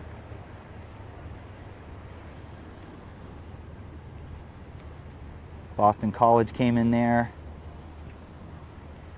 Just a few boats left to finish this race, and we will be able to bring you some updated results with final finishing places in the top couple of seats for race number 13A. And then quickly they're going to also move right into race 14 for the A fleet. Again, we are only sailing one fleet out on the water at a time. And typically A and B fleet are both on the water and they sort of collate the starts. But this time, just for today, we've got enough breeze that the race committee wants to make sure we're running not only fair and equal and even races, but races that are a lot of fun to sail and races that in these conditions are safe to sail. So the decision was made this morning that we are only going to have one fleet sail at a time. There's one race left on the water for A fleet before they come in, and B fleet will take over the boats and hit the water once again. Yeah, that's a good decision because, you know, if you have two fleets out there and you only have 8 safety boats, which is a lot, but all it takes is for one boat to turtle and one thing to go wrong. So one fleet out there is just smart for anybody sailing. Smart safety thing, for sure. And what I was saying before about Brown, you know, when you host a regatta, your team has so many different responsibilities, like the teams involved in running the event. And Charleston won there when they hosted, and Brown may be on their way to winning a regatta, considering it looks like it's their conditions. So when I look at the fleet, as a coach, I'm really seeing a lot of energy. I don't see anybody sailing tired, fatigued at all. They look like we have the 18 best teams out there, and they are hammering on it. They're getting better as they work together, as they talk to their coaches. When they come in, they talk to their coaches, and They also talk they to get their better. B division. Yeah. So Ooh, the yeah. coaches provide a lot of structure to the strategy that goes on, but the real hard lessons, the factual lessons that come out of being on the water today typically come from their teammates. And we're seeing the teams out here share that information and really put it to good use. So as we wait for race number 14 to get underway, we're going to show you the A fleet scores overall for that fleet and take a look at who is our A fleet leader. We've got Boston University is still on top, and Brown sneaking their way into second place, which is no surprise that they've made a couple of jumps in the A fleet results, especially after their performance today. Sisters. Sisters is right. Wow. Duking it out for the A fleet champion trophy. Yeah, and I got to talk to Maya yesterday for a while, and the whole time I thought she was the coach. Twins even. And I thought she was the coach, and then as I walked away, somebody's like, she's a senior. I mean, I was shocked. She should be a coach, because I learned a lot about the conditions from That's her. awesome. Yeah, it was fun. To round out the top 3, we have Harvard University, followed by Yale Bulldogs, College of Charleston in 5th, and A fleet. Keep in mind, these are A fleet scores only. And then George Washington University 6th, Boston College, University of Pennsylvania, University of South Florida, and Georgetown rounding out the top 10. As for the full scores, we have a new regatta leader again yes, look today. at that day. This is the second lead change we have had in first place since we started this morning. Or actually, rather, it was Harvard University that converted that 10-point lead that George Washington had at the end of the day yesterday to a 13-point trail. They started the day off in first, George Washington second, Brown University was in third, and now after their performance so far between both A and B fleets, they have made their way to the top of this fleet. And the real question is, with 3 races left in A fleet, 5 races left in A fleet, and 6 races left in B fleet, is that something that they can hold on to? What do you think, John? Well, I think Brown is looking very strong. It's going to be hard to catch up. The next 2 teams are not particularly known as breeze teams. Yale is just going to keep coming on, in my opinion. But that's a big point. They got to make up 24 points in 5 races. That's 4 boats a race. I think it might be unreachable. Right, but I don't think it's totally out of the question for Harvard. We have seen 10 points go away in thin air so far a few times. So 10 points isn't much to rely on. Brown is going to have to definitely be pressing forward, and the focus is still going to be on making those the points they put up on the board, some low number points. I don't think that they're quite at the point where they can start watching where boats are within the fleet just yet. I think there's too much left. Absolutely. And then look at the A division for Harvard. That's Emma Canetti, a freshman, and she's only been out of the top 10 twice. That is so hard to do when you've had such varied conditions. It's a testament to, I don't know what she sailed. You guys can send it in to us. What did you feed her? And what did she sail? What did she do? What did you do as parents? Because we need to bottle that up and spread it across the country, because we want these freshmen to come up and put pressure on right away. It just raises everybody's game. Yeah, did you feed her all organic, homegrown vegetables from the garden? Or? That's probably more parenting than food, but if I had to guess, it was probably more parenting. Yes. So we are still waiting for race number 14 to get underway. We're going to give you a quick update on the weather, see what these teams are having to face out here on the water. The breeze has shifted right again. It has started directly out of the west and has clocked all the way around to the right-hand side. It's died just a little bit down to 13 miles an hour. We checked about 2 hours ago. It was around 17 miles an hour. So the conditions overall are becoming more and more, I don't want to say manageable, because these girls have done an excellent job in managing these conditions and frankly have totally shown the conditions who's boss, but these conditions are starting to lighten up just a little bit. So we'll see what ends up happening for the remainder of racing today. But it looks like we've got our sailors lining up and we are pretty close to the start here. St. Mary's off in the pin end of the starting line in boat 1 there. They are coming on today a little bit. They're having a great day. Ellie Unger skippering there, and not certain who her crew is. So our regatta leaders are bulked up pretty much in the center, looking at conservative starts, trying to get off the line clean and have options. One of the things that we've observed so far is that in the last couple of races, as the breeze is starting to tick down and also shift right, the course is getting a little bit more dynamic. It's less of just a straight on drag race and a little bit more of trying to keep in tune with the shifts at this point too. It's less survival mode, and so now starting with options is a priority. Yeah, and you've got their boat 1 come off the pin. You got 17 Hobart William Smith, 7 is BC, and they've got Stanford 8 to windward, so 7's in a little bit of a tight spot there. We're looking for 3. We're looking for Harvard. Harvard must be bailing off to the right. Still planing upwind, which is Excuse me, Harvard is 4, excuse me. Really awesome to see. We've got some bows up. We've got these boats motoring at full speed ahead. It looks like they're able to trim in just a little bit tighter every once in a while. So as the breeze starts to drop, we're going to see them approach adjusting their sail trim a little differently to keep powered up as much as possible, Yep, or as long as possible. We've got GW and Harvard on the hard right, 2 and 3. You got boat 1 in the screen there. St. Mary's charging. Another fun fact from some of our viewers, more than half of the races, 7 out of the 13 in A Fleet have been won by an Agrup sister. So those two are definitely ones to look out for and are commanding presence in that A Fleet. What did they feed them? Which one? John is really fixed on whatever it is that you guys feed your children. Well, for some reason. it's all connected, everything. Parents and food and teachers and inspiration. Inspiration is the biggest thing in a kid's life. So I'm sure they have somebody in their life who is really the 2 or 3 biggest inspirations that give them the energy to go out and find that little extra to beat a strong fleet. Including their parents, of course. Absolutely. Here we go, about just up to the halfway mark on leg number 1.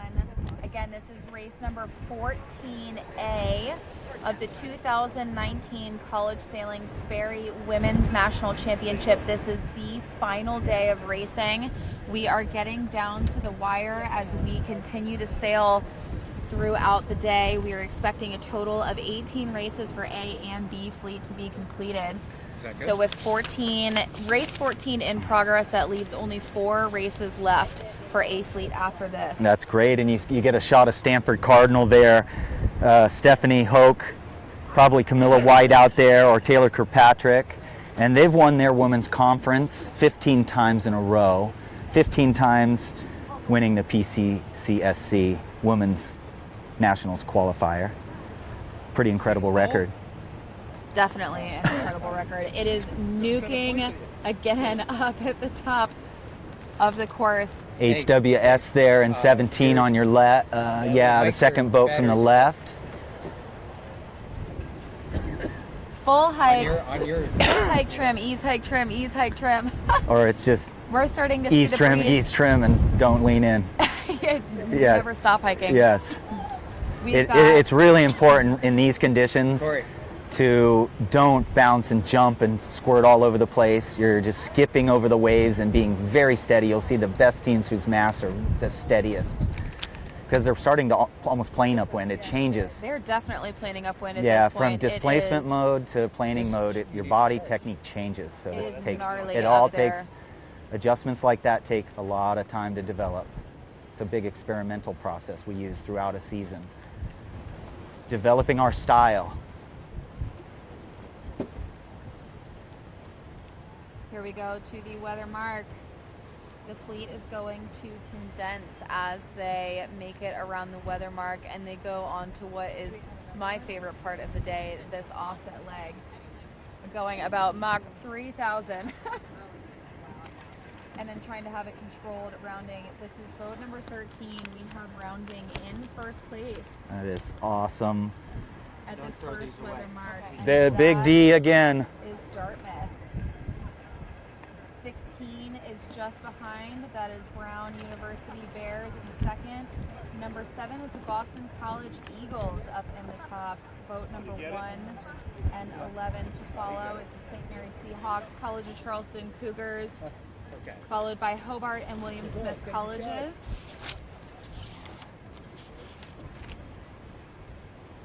Yeah, when I was on shore talking to some of the crews, they were talking about,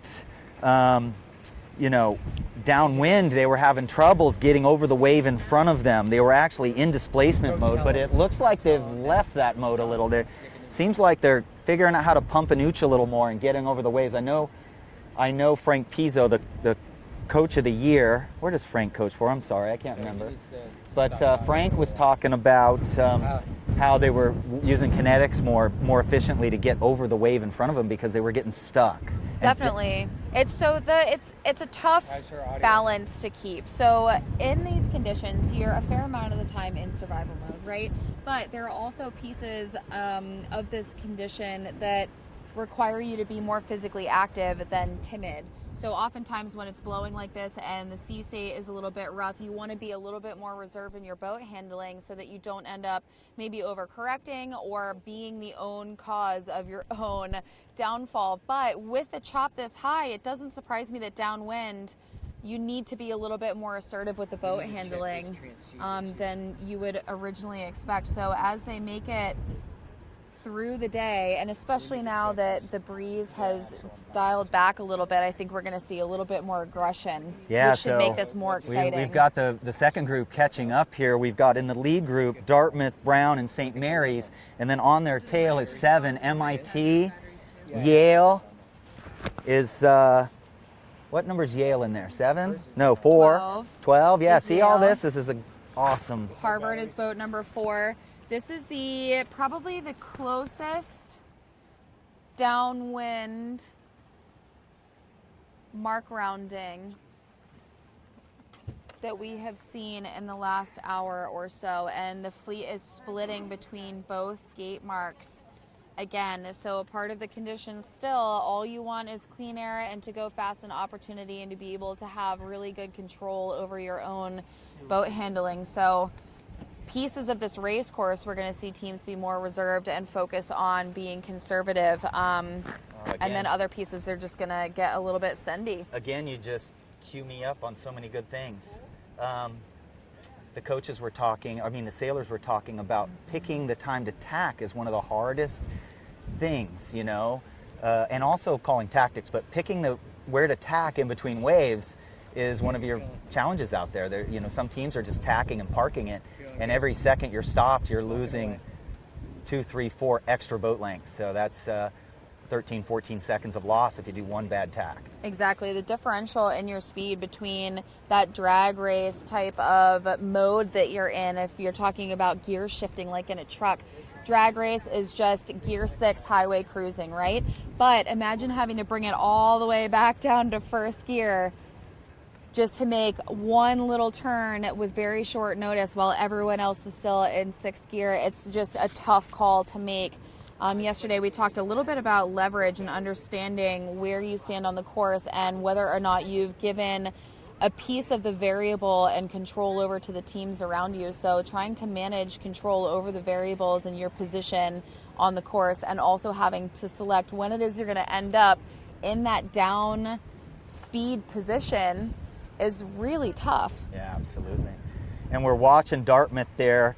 Their A division's Audrey Giblin, a junior, and I'm not sure who's crewing for her. You can see that on the list up there. It's either Carlotta Hopkins Guerra or Mary Amos, who is a senior. So I gotta give props to them. They just got 3rd at their women's qualifier. They got 10th at this nationals last year, so they are not getting 10th this year. They're up in the upper 5 for sure. That is just a big improvement. Dartmouth is in such a good program. They got the Rookie of the Year for co-ed was Cole Harris, their freshman star for this year. Jack McGraw, a freshman there, I'm a sophomore there, had a great year. So their rankings went up throughout the year. The co-ed team started 13th in the season and ended up 4th. So both these teams, men and women, are right up there in the top of the country. And then what are they going to do here? They're going to round this weather mark and come to the finish before they rotate. And the rotation has to happen fast, doesn't it?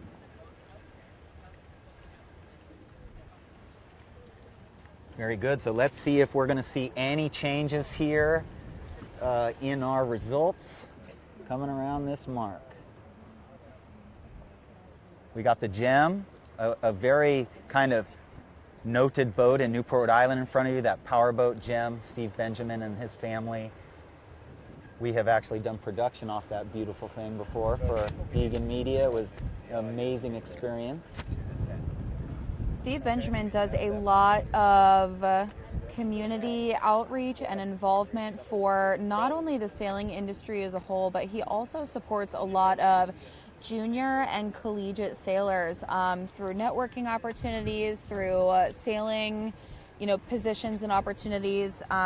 He's a really, really great person for this sport, as he makes sure that, people have life after college sailing, people have life after junior sailing. So it's really exciting to see him out here on the water, sort of cheering on what is going to be the most fresh batch of probably, you know, professional and high-level sailors after these next few years. Yeah, and I know he's from Oak Cliff, New York, so I have to assume, I don't know this, but I have to assume part of the success, or beginning at least, of Oak Cliff, he's probably been involved or some way in that. That's one of the most amazing new facilities in the last 10 years, developing all this match racing and Olympic support. What a program. Do we have a guest speaker later this afternoon? So we are approaching, yes, another special one, a surprise that you almost ruined, John. That was coincidence. Okay, Chatty Cathy, go ahead and spoil it for everybody. I can? Are we going to have, like, my hero, Don Riley, here today? No, you're really spoiling it, John. Oh, I wasn't supposed to say? No, you weren't supposed to say that. Oh, I thought you were asking me to say it. No way. Sorry, but here we go around. I'm so excited. Abrupt segue to interrupt you before you spoil anymore. We are rounding this 16. weather mark, and it is boat number 16, the Brown University Bears, taking control back over in this race number 14A of the 2019 College Sailing Sperry Women's National Championship. This is the final day of racing here in Newport, Rhode Island, and Newport certainly has delivered some exciting racing, not only for us to cover and sit shoreside too, but for you guys to watch from home, and most importantly for these sailors to wrap up the pinnacle of their season with. Yeah, boat 4 there is our freshman friend there from Harvard. She had a bad last race, and that wasn't going to happen again. She rounded second. Emma Canetti. Boat 12 and 13 dragging up just behind them with not much of a chance, but Dartmouth. Hey, you might speak too soon. All it takes is one puff to blow some boats over, and they might sneak their way up to the top of the standings. That is just sort of the nature of what these conditions are today.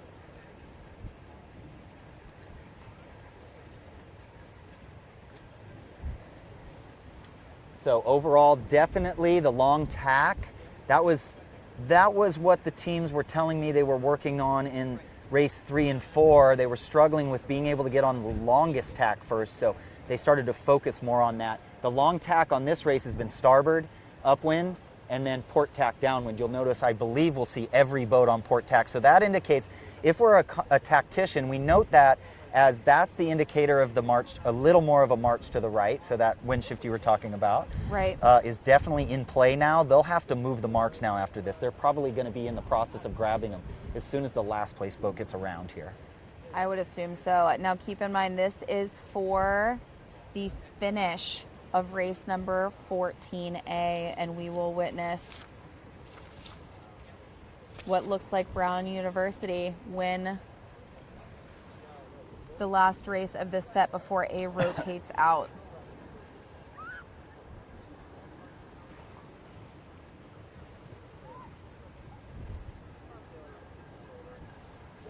There's a race for We third transition between 12 and 13 over here. So here we go into the finish. And it is confirmed that is 2 first place finishes for Brown University in this A Fleet set, races 13 and 14. An absolutely dominating performance out on the water, and that is exactly what got them into the overall first place position, and they have set up a great opportunity for B Fleet to continue that lead. In second place, we had boat number 4, that is Harvard Crimson. Yeah. A nice comeback after their race number 13. They finished 13th in the last race, and you know, relatively speaking, it's a little bit of a digger for their scoreline, but to come back with a second is a really great way to redeem themselves. There's a lot of racing left. Yale scooted past Brown there at the finish for 3rd and 4th. No, Brown finished first, right? So it's Yale and... Thank you. Brown first, Harvard Yale and second. Dartmouth. Sorry, I misspoke. Yale and Dartmouth across the finish line. And who else do we have across the finish down here? Oh, just a lot. Everybody's kind of ripping across there. So that brings us to, we got a few more boats to finish up this race number 14, but that brings us to a rotation period. So we'll bring you the full results as soon as we can. In the meantime, we've got these last couple of boats to go across the line. Let's see if we can figure out who they are and call out some more names and numbers and teams. Yeah, and in 18 there, we have Cornell, the Big Red, and in 9, we got the Bowdoin Bears. Cornell has had a great season in Mesa, and they qualified second at their Mesa qualifier this year. They were in 6th place. Let's see, and that's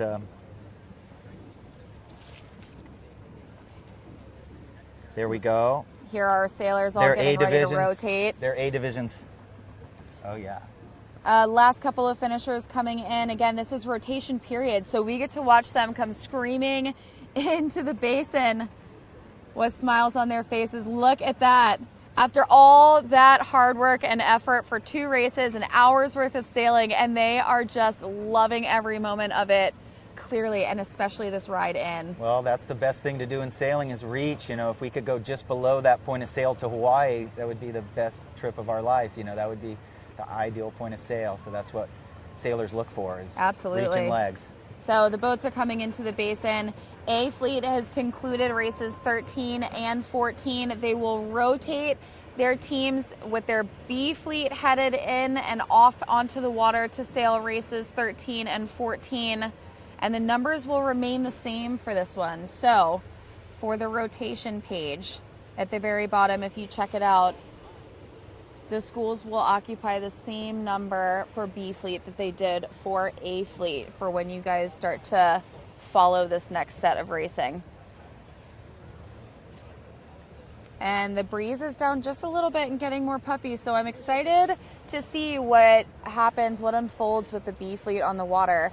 As John and I talked about earlier, each set of races is an opportunity to learn, and with each set of races, there's a little bit of a different dynamic out on the water. So whatever the A fleet learned just now, they're going to talk to the B fleet about before they hit the water. The B fleet will implement those lessons learned, and then the cycle keeps going on. So we'll see how they end up.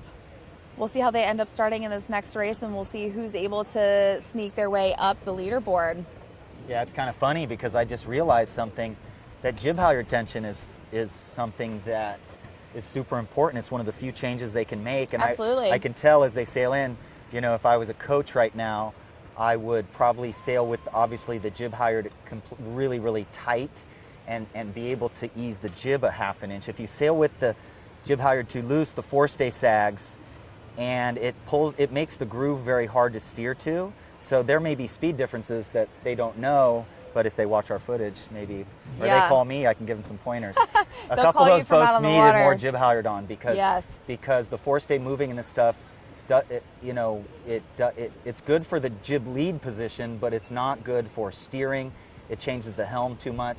It makes the jib sheeting too sensitive. You can't leave the jib steady. Yeah, so we'll see if any of that comes up in conversation and how the B fleet for each of these universities decides to switch up the settings moving into this next set. It was super fast on the reach, though. Yes, it was. Before we get started on this break, before B fleet hits the water, we do have full updated results through race number 14 for A fleet, and we've got the Brown Bears extending their lead again with 2 first places, an impressive performance in races 13 and 14. Harvard in second place, only 11 points behind. Again, 11 points isn't much with the amount of racing we've got left on the table. George Washington still sitting in third place. How you doing? Hi. I just called you my idol. Yale Bulldogs There's a little lack of exaggeration, but I just have a lot of respect for everything you've done. Probably sneak into third if I tend to exaggerate. If things go their way and they keep on keeping on putting up good results in these next couple of races. Boston College in 5th place. Dartmouth Big Green sneaking up in front of Boston University overall into 6th place. Boston in 7th. Charleston Cougars in 8th. Pennsylvania in 9th, and St. Mary's rounding out the top 10. So after those 2 A fleet races, let's take a look at the A division overall. I think we'll see some new leaders in those scores as well. And we've got Brown University after 2 first places, also winning A division. Boston University bumped to 2nd, Harvard 3rd, Yale 4th, College of Charleston in 5th, Boston College in 6th, George Washington 7th, University of Pennsylvania 8th, St. Mary's tied with University of South Florida in 10th for our A Fleet overall scores. So we are going to take a quick little break, but before we do so, we have a guest speaker on air that John ruined the surprise for us earlier. So they all know you're coming. Dawn, welcome. Thank you. We're so happy to have you here. She's going to sit in and we're going to talk about a whole assortment of stuff. So thank you for coming. Oh, you're welcome. Are you excited to watch some college nationals? Yeah, it's been a really long time since I've been in college, and that would be the last time I watched college sailing. Well, I Things have hope changed. a little bit. I hope that we've got some conditions that are pretty fun to check out. So far, it's been fun to watch the teams grow and sort of progress through the day. So I sort of hope that the ball keeps rolling on that. Yeah, of course, when I was in school, it snowed sideways, and and we sailed FJs, and we didn't have the option to put up smaller sails, and we were tough. And I'm sure you didn't wear dry suits either, right? You went out in jeans and sweatshirts. You couldn't afford a dry suit. I got a dry suit my senior year. And that was it? Yep. And I'm sure that was like your birthday gift and a holiday gift and like a graduation gift also. It was such a new concept. You Yeah. know, they were for divers. Nobody wore them for sailing. It was That's crazy. Yeah. Yeah. And then someone who's as soft as me that really doesn't like cold weather decided it's got to happen. Yep. Awesome. So welcome. And now tonight, one of the special things that the College Sailing Nationals has going on is there is an award. It's called the Quantum Woman Sailor of the Year Award, and you're here to present it, which is absolutely incredible. Obviously, you're a role model, a mentor to a lot of different women of a lot of generations, so it's really special to have you here. Thank you. Yeah, Quantum asked me to come up to do this, and I have 47 people racing around Block Island, so I said, sure, not really thinking of the logistics. So I just arrived. And I'm hoping that I will be able to interact with some of the athletes here and talk to them about their future. It's when I was in college, there was no women's division. It was all open, co-ed. And I know at Oak Cliff and throughout my career, I've been trying to get equality for women on every boat and every race course. So it'll be interesting. And I know that they've heard it before. But I just want to have the opportunity. I'm happy to have the opportunity to reiterate that you do have the power, but you have to choose it. Yeah, I think that after what we've seen on the water today, that this generation of women sailors are going to go out and be the ones to tell, no, you sit down. This is my opportunity. This isn't your opportunity. They have commanded the conditions today, and it has been so impressive. So it's really cool to have you seated here, and we'll get to watch all of it unfold. Yes, absolutely. Yeah. So this is B Fleet headed out. Now we have 18 total races for A and B Fleet that are scheduled. Right now we just finished up with race number 13A and 14A. We're sailing one fleet at a time this morning. It was far more gnarly than this, if you can imagine. No, I've been here for about 45 minutes, and I will say that it is piping down a little bit, which again makes me happy for my boats. Because I think, honestly, I heard you guys talking earlier about having the safety of the people out there. These girls are tough. These women are tough. They're going to be okay. They're going to swim. Absolutely. But if you had huge puffs coming through and you have the equipment tipping over, then you start to end up with a domino effect. So it does make sense just to have a little more support boat out there to keep everything organized. Yeah, absolutely. And safety and having fun, the sport is so much of the culture of the sport is just about enjoying it, and we love it, which is why we do it. So it was really impressive to see that one of the first decisions made by the organizing authority, John Mollicone, and everyone else who's put effort into putting this regatta on this morning, was that we're going to send the A Fleet out.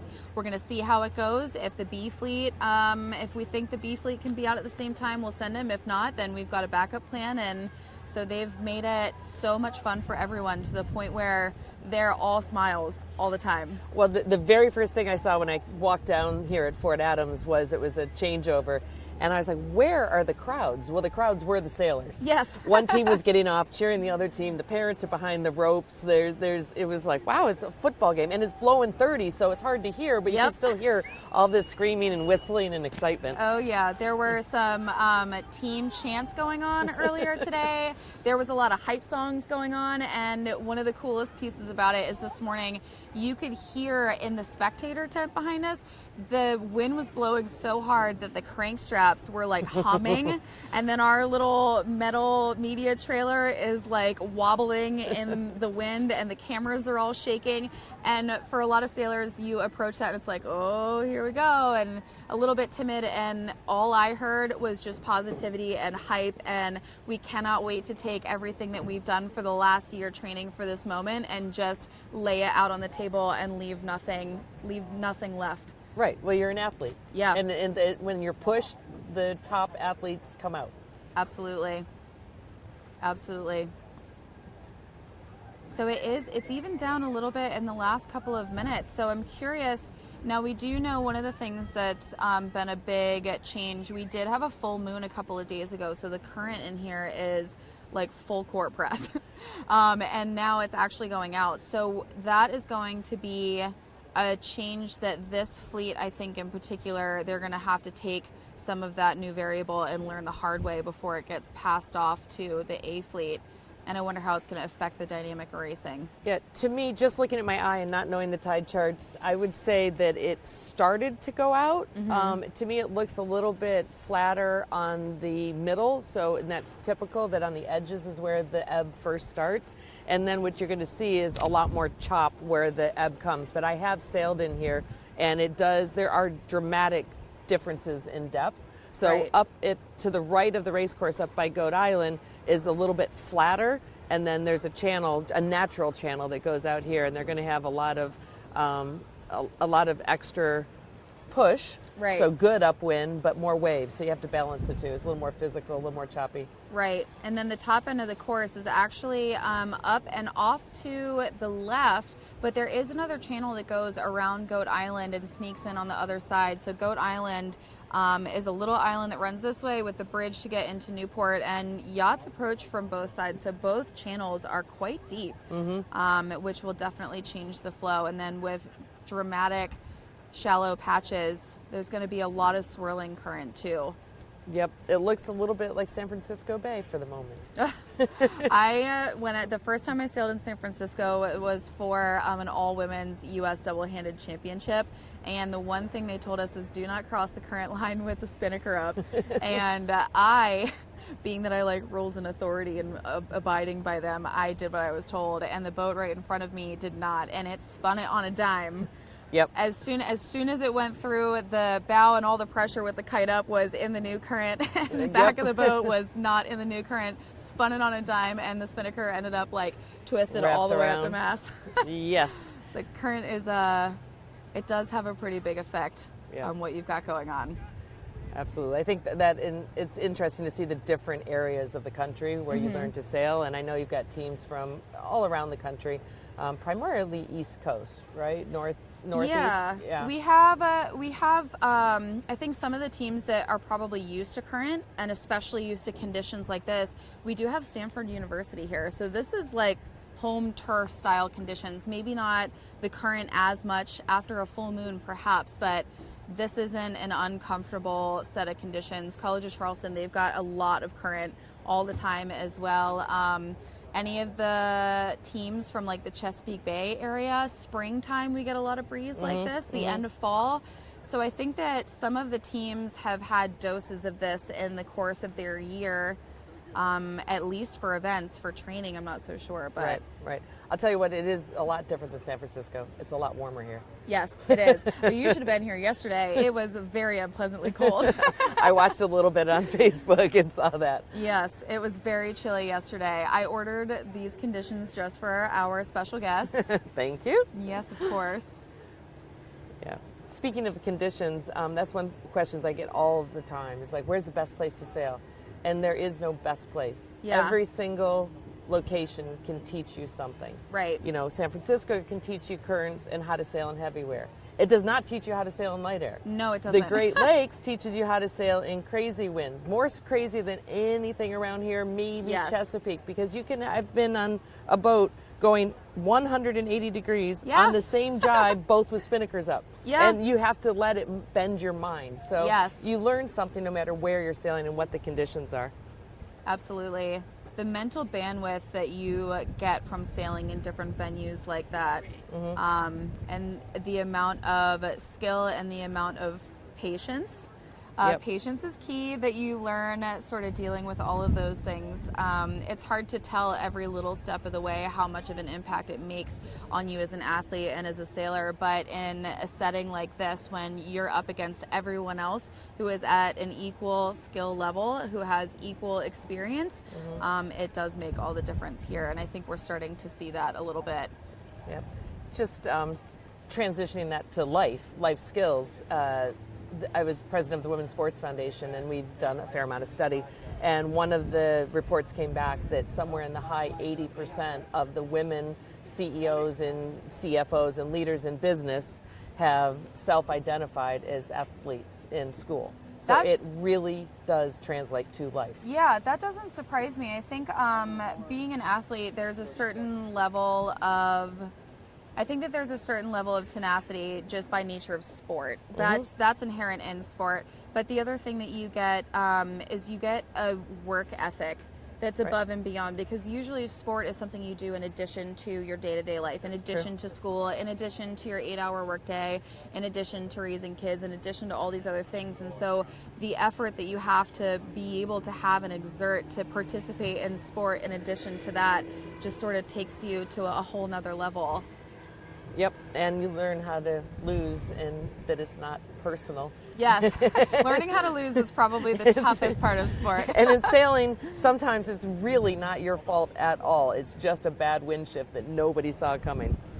Let's see, how are we doing on the race course out there? It looks like they're getting organized. I think that we are in sequence, and we probably have about a minute left to go before the B fleet gets underway for race number 13 of the 2019 College Sailing Sperry Women's National Championship. Just a few races left in this series, and today we will crown our 2019 champion. We will also crown champions for each A and B fleet.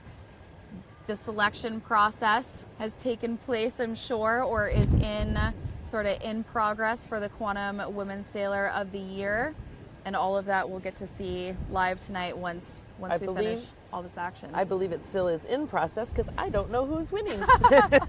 So if it's done, nobody's told me yet. There you go. Well, I think I was talking to, we had Dave from Quantum locally here earlier, and he said, I don't know how they're going to pick after a day like today. Yeah. We've got at minimum 36 women, and you know that there has been crew changes or skipper changes out here facing all these conditions, mastering the conditions, and how can you pick after a day like that? Right. And it's cumulative. It's the whole event, not just, yeah. I'm excited to see that unfold. We must be getting down to the start here.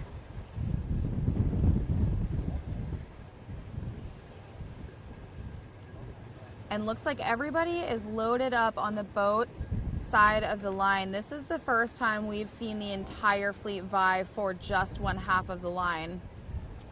Okay, and it looks like a couple people are going to get shut out there. Yeah.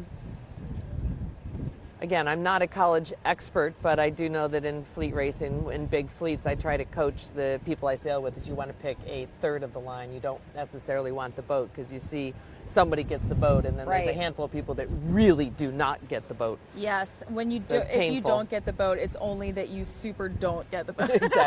Exactly. I just saw somebody circling already, coming back. There we go. Been pushed over. We have seen, despite the conditions, we have seen some very, very aggressive starts. Everybody has been right on the line. Earlier today, we did see an individual recall, and 4 boats were called back. So regardless of what's going on with the weather, with the wind, with the waves, this fleet, there's an amount of aggression that they've got, and everybody is still fighting every single race to try to put the best results up on the board for this event. Well, there's a fair amount of seniors, I imagine, in the fleet, so yes, don't have much to lose. This no, is it. No, and you know what? We said earlier, if you're going to go out, like, what a day to wrap up your whole career. Yes, it'll be good for stories around the fire with a glass of brandy when you're 80. Yes, or even alumni weekend a year later if you can't wait that long. Alumni weekends are dangerous, dangerous weekends, mostly for bank accounts. Got it. Yes. I think I've transitioned out of alumni. Oh, yeah? Yeah. No way. So we've got most of the fleet actually headed off to the left-hand side. The marks do actually look a little bit, I wonder if they played with the course at all during that break while the fleets were rotating. At one point earlier during the A races, that right-hand side of the course was favored, and now we see most of the boats out on the left. We've expected a persistent right shift all day, going from west up to northeast as these pressure systems move through. But now that it's sort of settled in from this direction, it seems to have a little bit of oscillation to it. And also it just looks, again, just to the eye sitting here, where we are a fair ways off the race course, that it is more white caps, more activity on the left side of the course. So that is easy in these conditions. It's either good current or more wind. So that would tend to send you over to the left-hand side. Yes. Another really big puff coming down.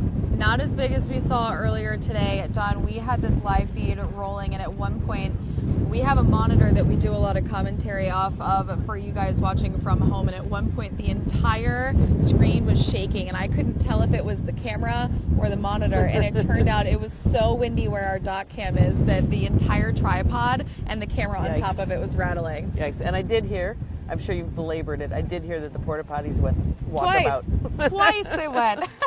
But nobody was inside. No, thank goodness. The first time it happened was this morning, just after a coach's, or just before or after the coach's meeting, and one of the College of Charleston sailors literally walked out and shut the door, and it blew right over. Oh my Lord. It has been quite funny. As you see, there are a number of people seated behind them at this point looking for a little bit of, relief from this breeze, but I would dangerous still consider position. it a danger zone. Danger zone, danger zone. So we're getting into the top end of leg number 1 for race 13 for our B fleet.